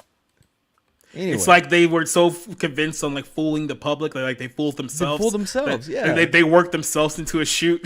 That's what they said. Well, and they did, and the worst part is what, like, when we found streaming, we were like, oh my God, it's so much cheaper than having a cable package. And what did they do? They were like, well, let's fuck this up as best as we can, because we have enough in our catalog. Screw everybody else. Let's pull it all back from Netflix. Like, they did this where now you have 13 different, it's like, okay, I'll do it for a month and binge this. I'm canceling it.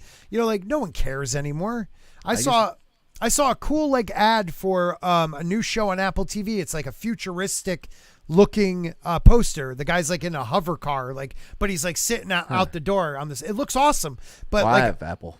I don't even know if I have Apple. I know we did. I don't know anymore. Oh, Severance, bro. If you have Apple, you need to check out Severance. I do. Absolutely. Okay, I will. Severance, definitely. All right, so we talked about that shit show. I'm going to try to get us out we of got here. other shit shows to talk about. Yes, I want to get us out of here in the next 20 to 25 minutes because I have to get up super early. But we're going to run through quick Jacob's list of the 25 worst films of 2022. Okay, so, I think it's the top 10, though.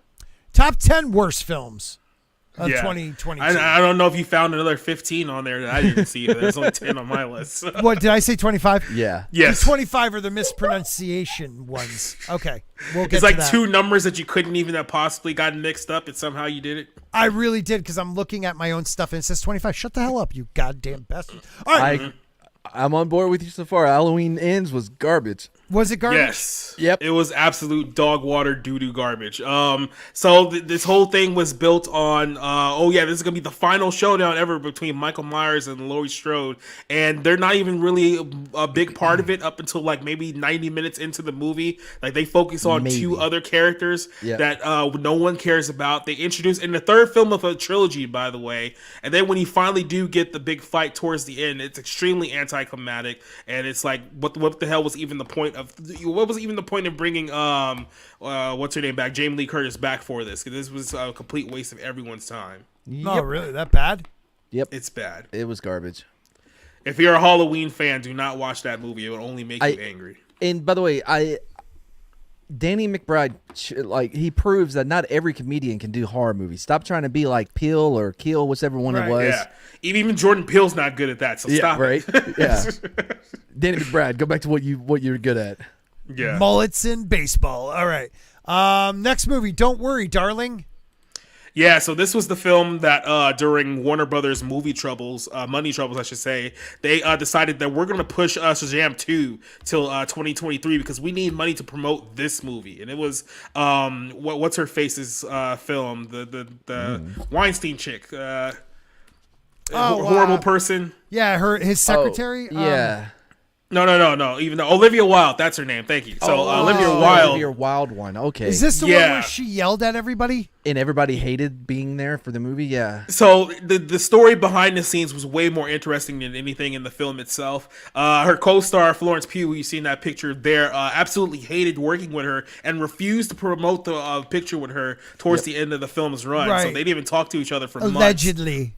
Yeah, and then the other story was that Harry Styles is in the movie, and then she was sleeping with him as the director of the film while this whole thing was going on. And then apparently this happened during her relationship with Jason Sudeikis. So she got served child custody papers at CinemaCon as she was promoting this movie. So it was a complete mess behind the scenes. And then the movie itself was bad too. It was basically about a guy who traps his girlfriend in a virtual reality type universe because she works 60 hours a week at a hospital and she's miserable. So he tries to give them a good life in virtual reality. And then the whole thing just doesn't make any sense whatsoever. Florence Pugh's hot. But yeah, if I was Sudeikis, I would destroy Mr. Styles.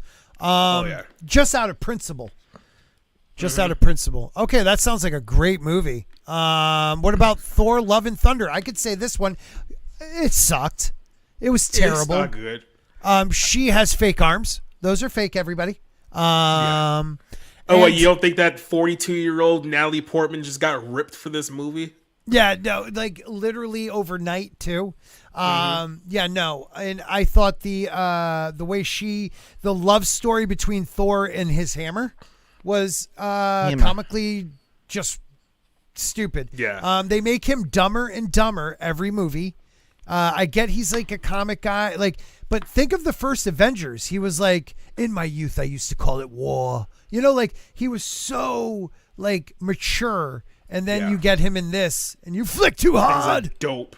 Yeah. What'd you think of it? I think she would have respected the character more if she had actually put in the work. Yes. But instead, Well they just said. let her fake it, and she did. Well, I don't know if anybody else has noticed this, and maybe it's the genre, but like Star Wars and Marvel movies, Natalie Portman mails it in, dude. She's just sandbags the whole thing. There's no chemistry. There's some chemistry in her with him and her in the first Thor movie, but like Anakin Skywalker, No, I and don't her, think so. none. No, I know, but more than I don't her even and think she Anakin. wanted. I don't think she wanted to even come back to the MCU at all. I think they paid her a bunch of money to come back. So they're like, "Hey, we need to do female Thor on the big screen. So here's a whole bunch of money. Come back for one movie." Right. So that's how we end up getting this turd. Yeah. Oh, by the way, Chris Hemsworth said during the promotion for this movie, like as it was coming out, that this was the type of film that a 8-year-old would make in an indirect, not so direct shot to Taika Waititi, which leads me to believe, or David Cohen as I like to call him, but as I think that if he ever comes back to do another Thor movie, Taika will not be the director of that film. I don't think he truly dislikes that dude, especially after the last 2 movies.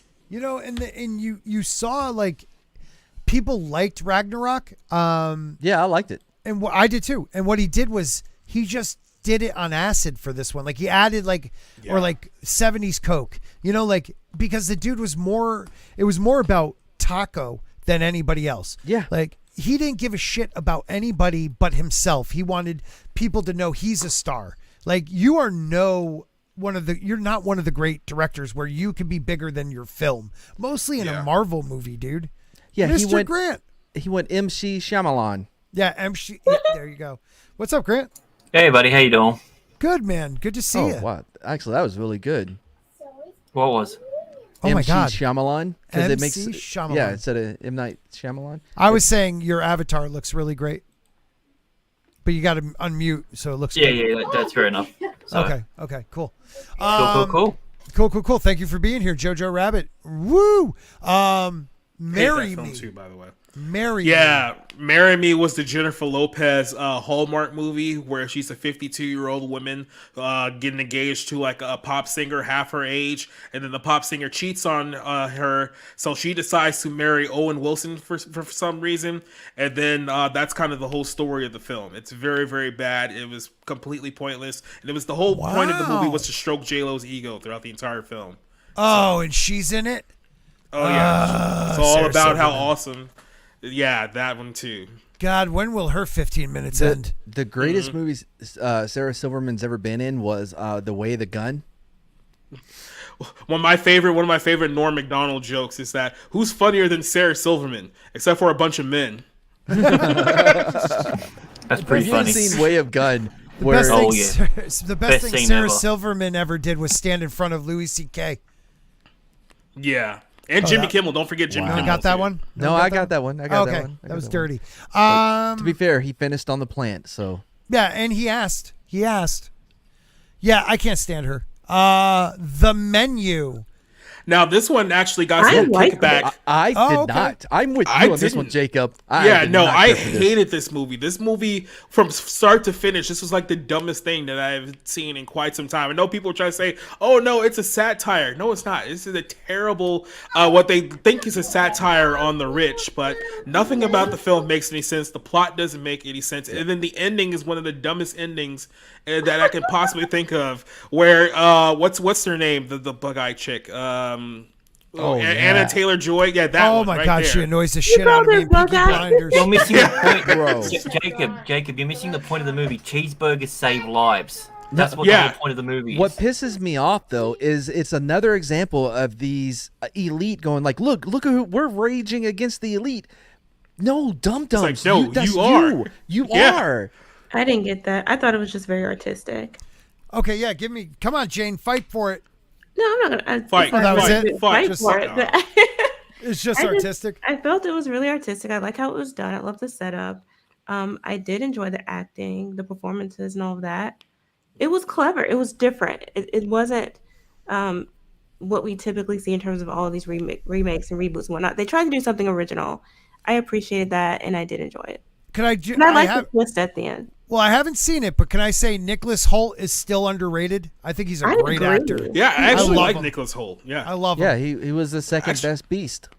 I actually met him years ago at Comic-Con, and he was a pretty cool dude. I don't got enough problem with Nicholas Where's Hoult the at all. movie? He's a zombie, and his heart starts to beat again. Warm Bodies. Yeah, Warm Bodies. Yeah. That was a good flick. He's also in the new Renfield with Nicolas Cage. He's like Dracula's servant. It looks Yeah. awesome. Scream. I thought that came out in the 90s. Yeah, well, they brought it back under the exact same name as the one in the 90s, and then they made it significantly dumber. So what they decided is that, hey, we're going to lowball Neve Campbell so that she only has to appear once, and then we won't bring her back again. We're going to kill off David Arquette's character, so he's gone. And then everyone else is just going to be a woke counterpart of characters that already existed 30 years ago. And then here's your movie, everybody. Moving on. It's Never like- saw it. Yeah. Yeah. Billy Loomis's daughter is now like Hispanic now, like straight up Hispanic, which they don't even bother to try to explain how that worked out. Huh. Okay, next. He had tacos before he was with his wife. I've never even Never heard of saw this it, one. never even Bodies. heard of it. Oh, yeah, tacos. That was good. I've never heard of Bodies. Yeah, it's another pretentious piece of crap movie about Zoomers and rich people and stuff like that, and it has Pete Davidson is in it too. So I mean, Well, if you you lost really me love Pete Davidson, you're gonna love this movie. Yeah, so it's about it's one of those slasher movies that's not really a slasher. It's just everyone's fucking dumb, and then in the end of the movie, you realize just how dumb everybody is, and you just feel like you just wasted your time. So It yeah, reminded me Bodies of was it They Them, where it was supposed to be a slasher, but it Oh turned out boy, that that it wasn't. movie. Oh yeah, that Holy one. shit.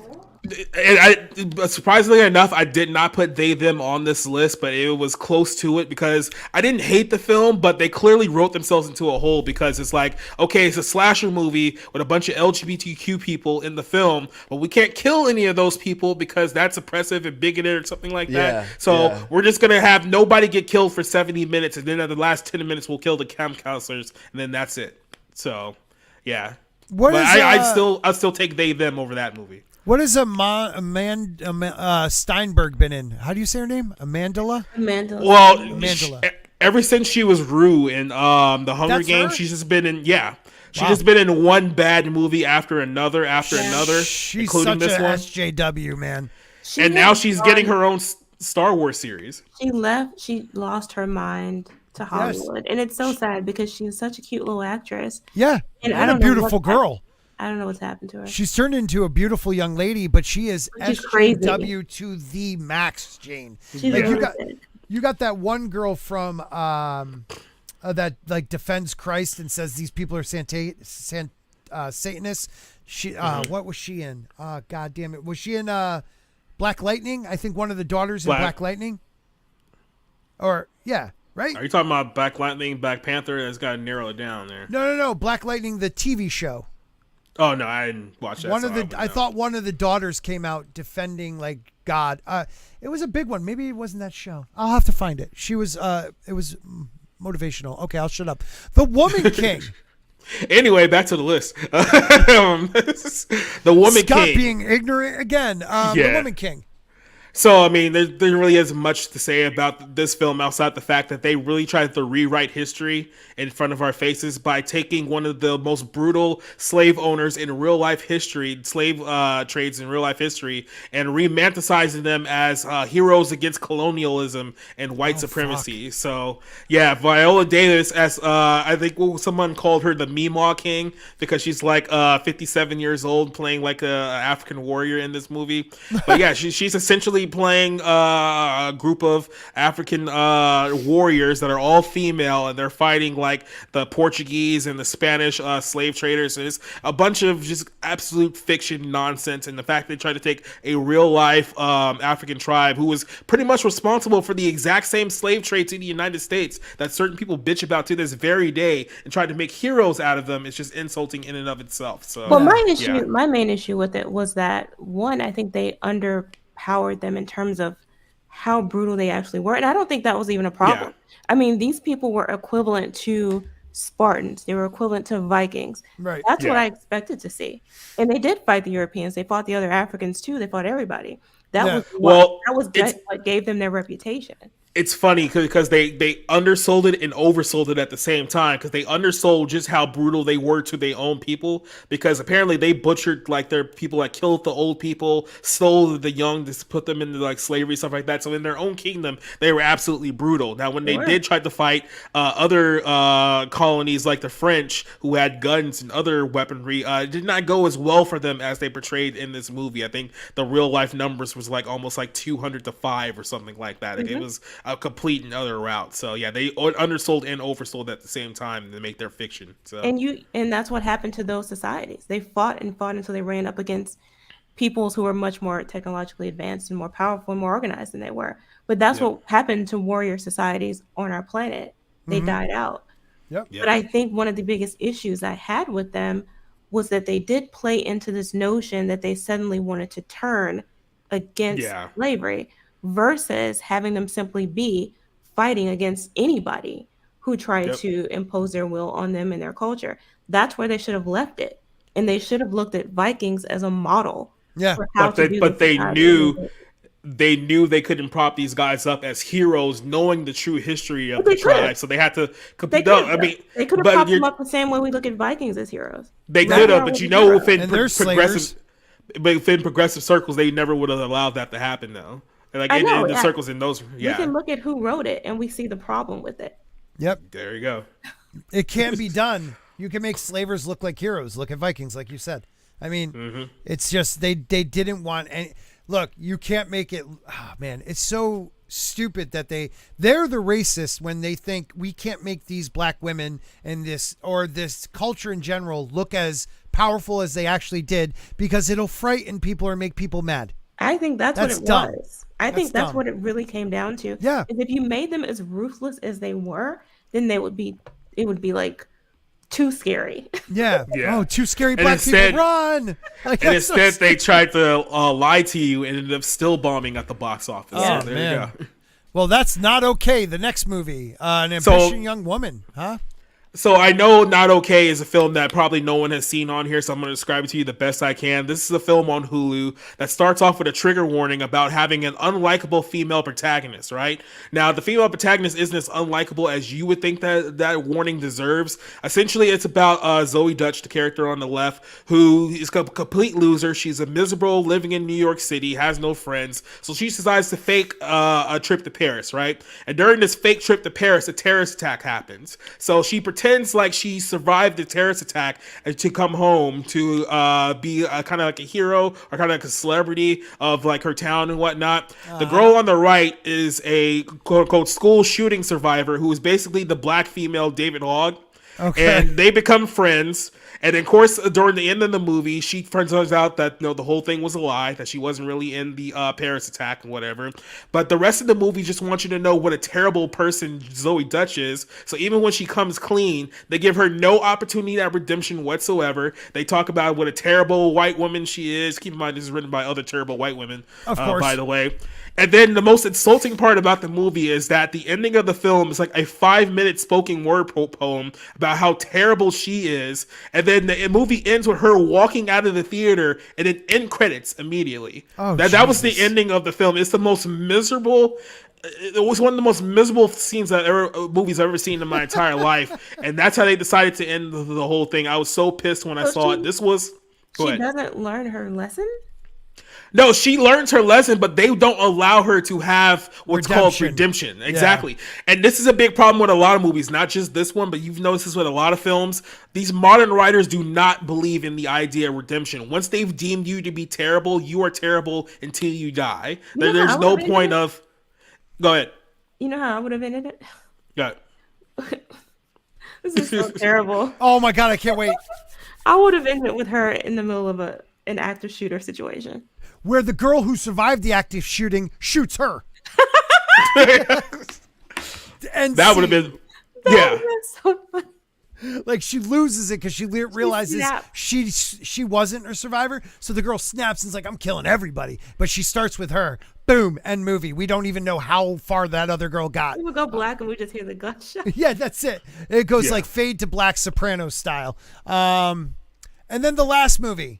I mean, do we have to say anything, bros? Come on. Oh my God. I'm Did just you gonna actually say see Bros? yes. I mean, I did. know you're a reviewer, like a real reviewer, so like you had to. But if you take the movie itself, and I know you're a straight man, and I get that, but like the movie itself, was it as bad, or was it so bad because of the actor? You know what I'm trying to ask here? Because he's such a piece of shit. Like, did it make it even worse, or was it just that bad? It was two fronts. One, Billy Eichner is an absolute bag of douche, and put him as a protagonist in a movie where you're supposed to actually like him as a person, as a character is laughable in and of itself. So there is that. I would say this: the guy on the right actually wasn't that bad in this film. Like he actually kind of redeems it somewhat. But the problem is one of two things. One is that this movie portrays the absolute most degenerate aspects of the LGBTQ culture as the norm and tries to like celebrate it. There wasn't a stereotype they missed. That was the best part about it. Is you could swear this was done by someone who was anti-LGBT with the amount of stereotypes they hit. Yeah, let's put it this way. If Matt Walsh wrote this movie, everyone on Twitter would have an absolute meltdown. They would call for the death of him and his entire family if this was his film. Right. But no, and everything is in this film, from gender reveal gay orgies, which is the actual thing that they mentioned like in the movie. There's multiple orgies in the film, by the way, and this came out right during the monkeypox outbreak, which is also hilarious to me. And then on top of all of that, there's even like a point where you kind of like give a lot of things a pass in the context of who's writing this film. But then they actually try to make an argument towards grooming kids towards the very end of this film, because Billy Eichner is like, my parents. The climax of it. Yeah, it was a good thing. My parents took me to go see a sex show when I was 12, and I saw a bunch of penises. And look at me, I'm normal, right? I'm a 43-year-old man who has random sex with dudes in New York City. I turned out okay, right? Like, no, Billy, you didn't. No, you didn't. And that's the list, man. Bros. Who didn't know that? That's what's so bizarre, like, about that to me. Because when I talked about The Last of Us episode 3, the gay episode, one of the things I was critical about was how they had these guys just sleep together, just randomly after they met, like within hours. And I'm like, this is ridiculous. You could at least have them develop a relationship and all that. But that's what they believe the gay culture is, Jane. That's what people were saying in my chat. They were like, you don't know gay culture, and this isn't blah, blah, blah. And I'm like, what? Well, keep in mind, this is like automatically a degenerate just because you're gay? Right. Like, they have no morals, I guess. Well, you have to understand, this is gay culture through the lens. In the series, so. This is gay culture through the lens of New York City and West Hollywood. So. Right. Yeah, in those places, you just meet up with a guy 3 seconds later, you're having sex. It doesn't matter exactly where, because that's what they're used to in those cities. So that's the culture that they reflect. Well, we laugh about it because there's up in at the end of the Cape Cod, there's P-Town, and P-Town is beautiful. And usually it's families with gay or lesbian families and people, but during like their carnival weeks, like you just don't bring your kids. Because like for some reason, a gay parade now is men in leather thongs doing dirty stuff. Like why is that to be celebrated? I understand sexual freedom, but don't tell me it's a family thing then. Like do your thing, bro, but don't try to write it off as this is a family thing and this is the norm for gay culture, because I know gay guys and a couple lesbian couples that are disgusted by how promiscuous people believe they're supposed to be. And that's the other thing about this movie, Bros, is that with all the degenerate stuff that's in this film, you can argue there should be no children anywhere near this film, because obviously it's a rated R sex comedy. Why would you want kids to be involved in it? But the ending of this film is literally him bringing a bus full of kids to like this LGBTQ museum and be like, see, this is what we're trying to do with the next generation of gay kids. Like, no, you shouldn't be promoting anything in this movie as a positive. Right. It's fucked. Yeah. All right. Well, we were going to do 25 hard pronunciation words for me, most likely. But we'll push that off to next week because we're definitely going to do it because I'm not going to even look at it. I know one of them's quinoa, but I could say that. I can't wait to see how many words I can't say. But we're going to wrap it up. It's pronounced quinoa. Look how it's spelled.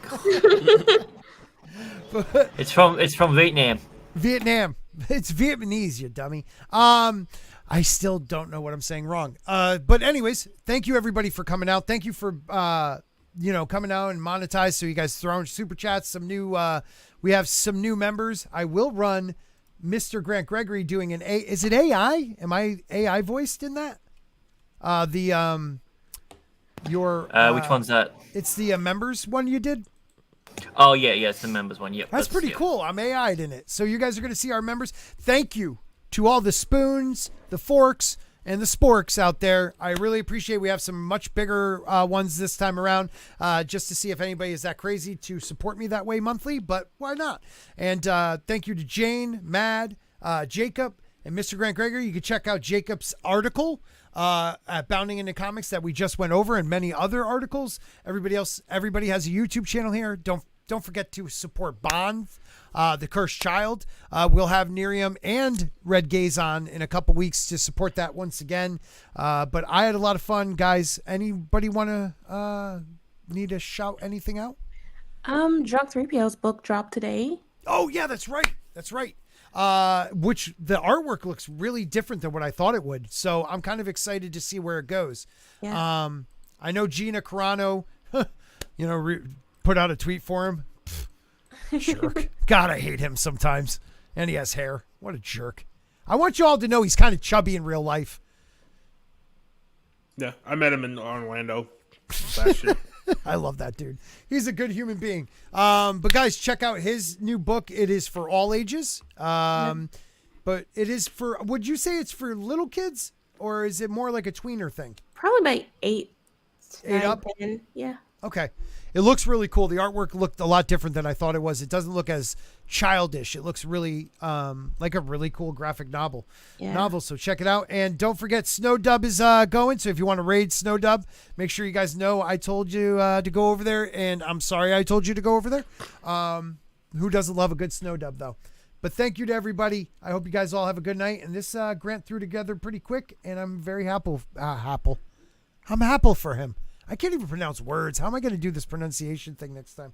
All right. And as we always say here at Sporking News Podcast, if you can't be savory, be delicious. I'm a YouTuber's YouTuber. No. Special thanks to my members at Spoon Level. Sean Estep, Pops, Zax, Awesome One, Fork Level, Mr. Grant Gregory, Sean Landrigan, Soul Assassin, One Man Show, The Lovely Sherry, Keely Chow, Abomination AJ, Eric K, Tina Bojan, Katina Martin, You're Barmy, Sultan Alpha Him, The Jinja Ninja, Brian Saunders, Tim F, Brian McCann, Biangster, Fletcher Williams,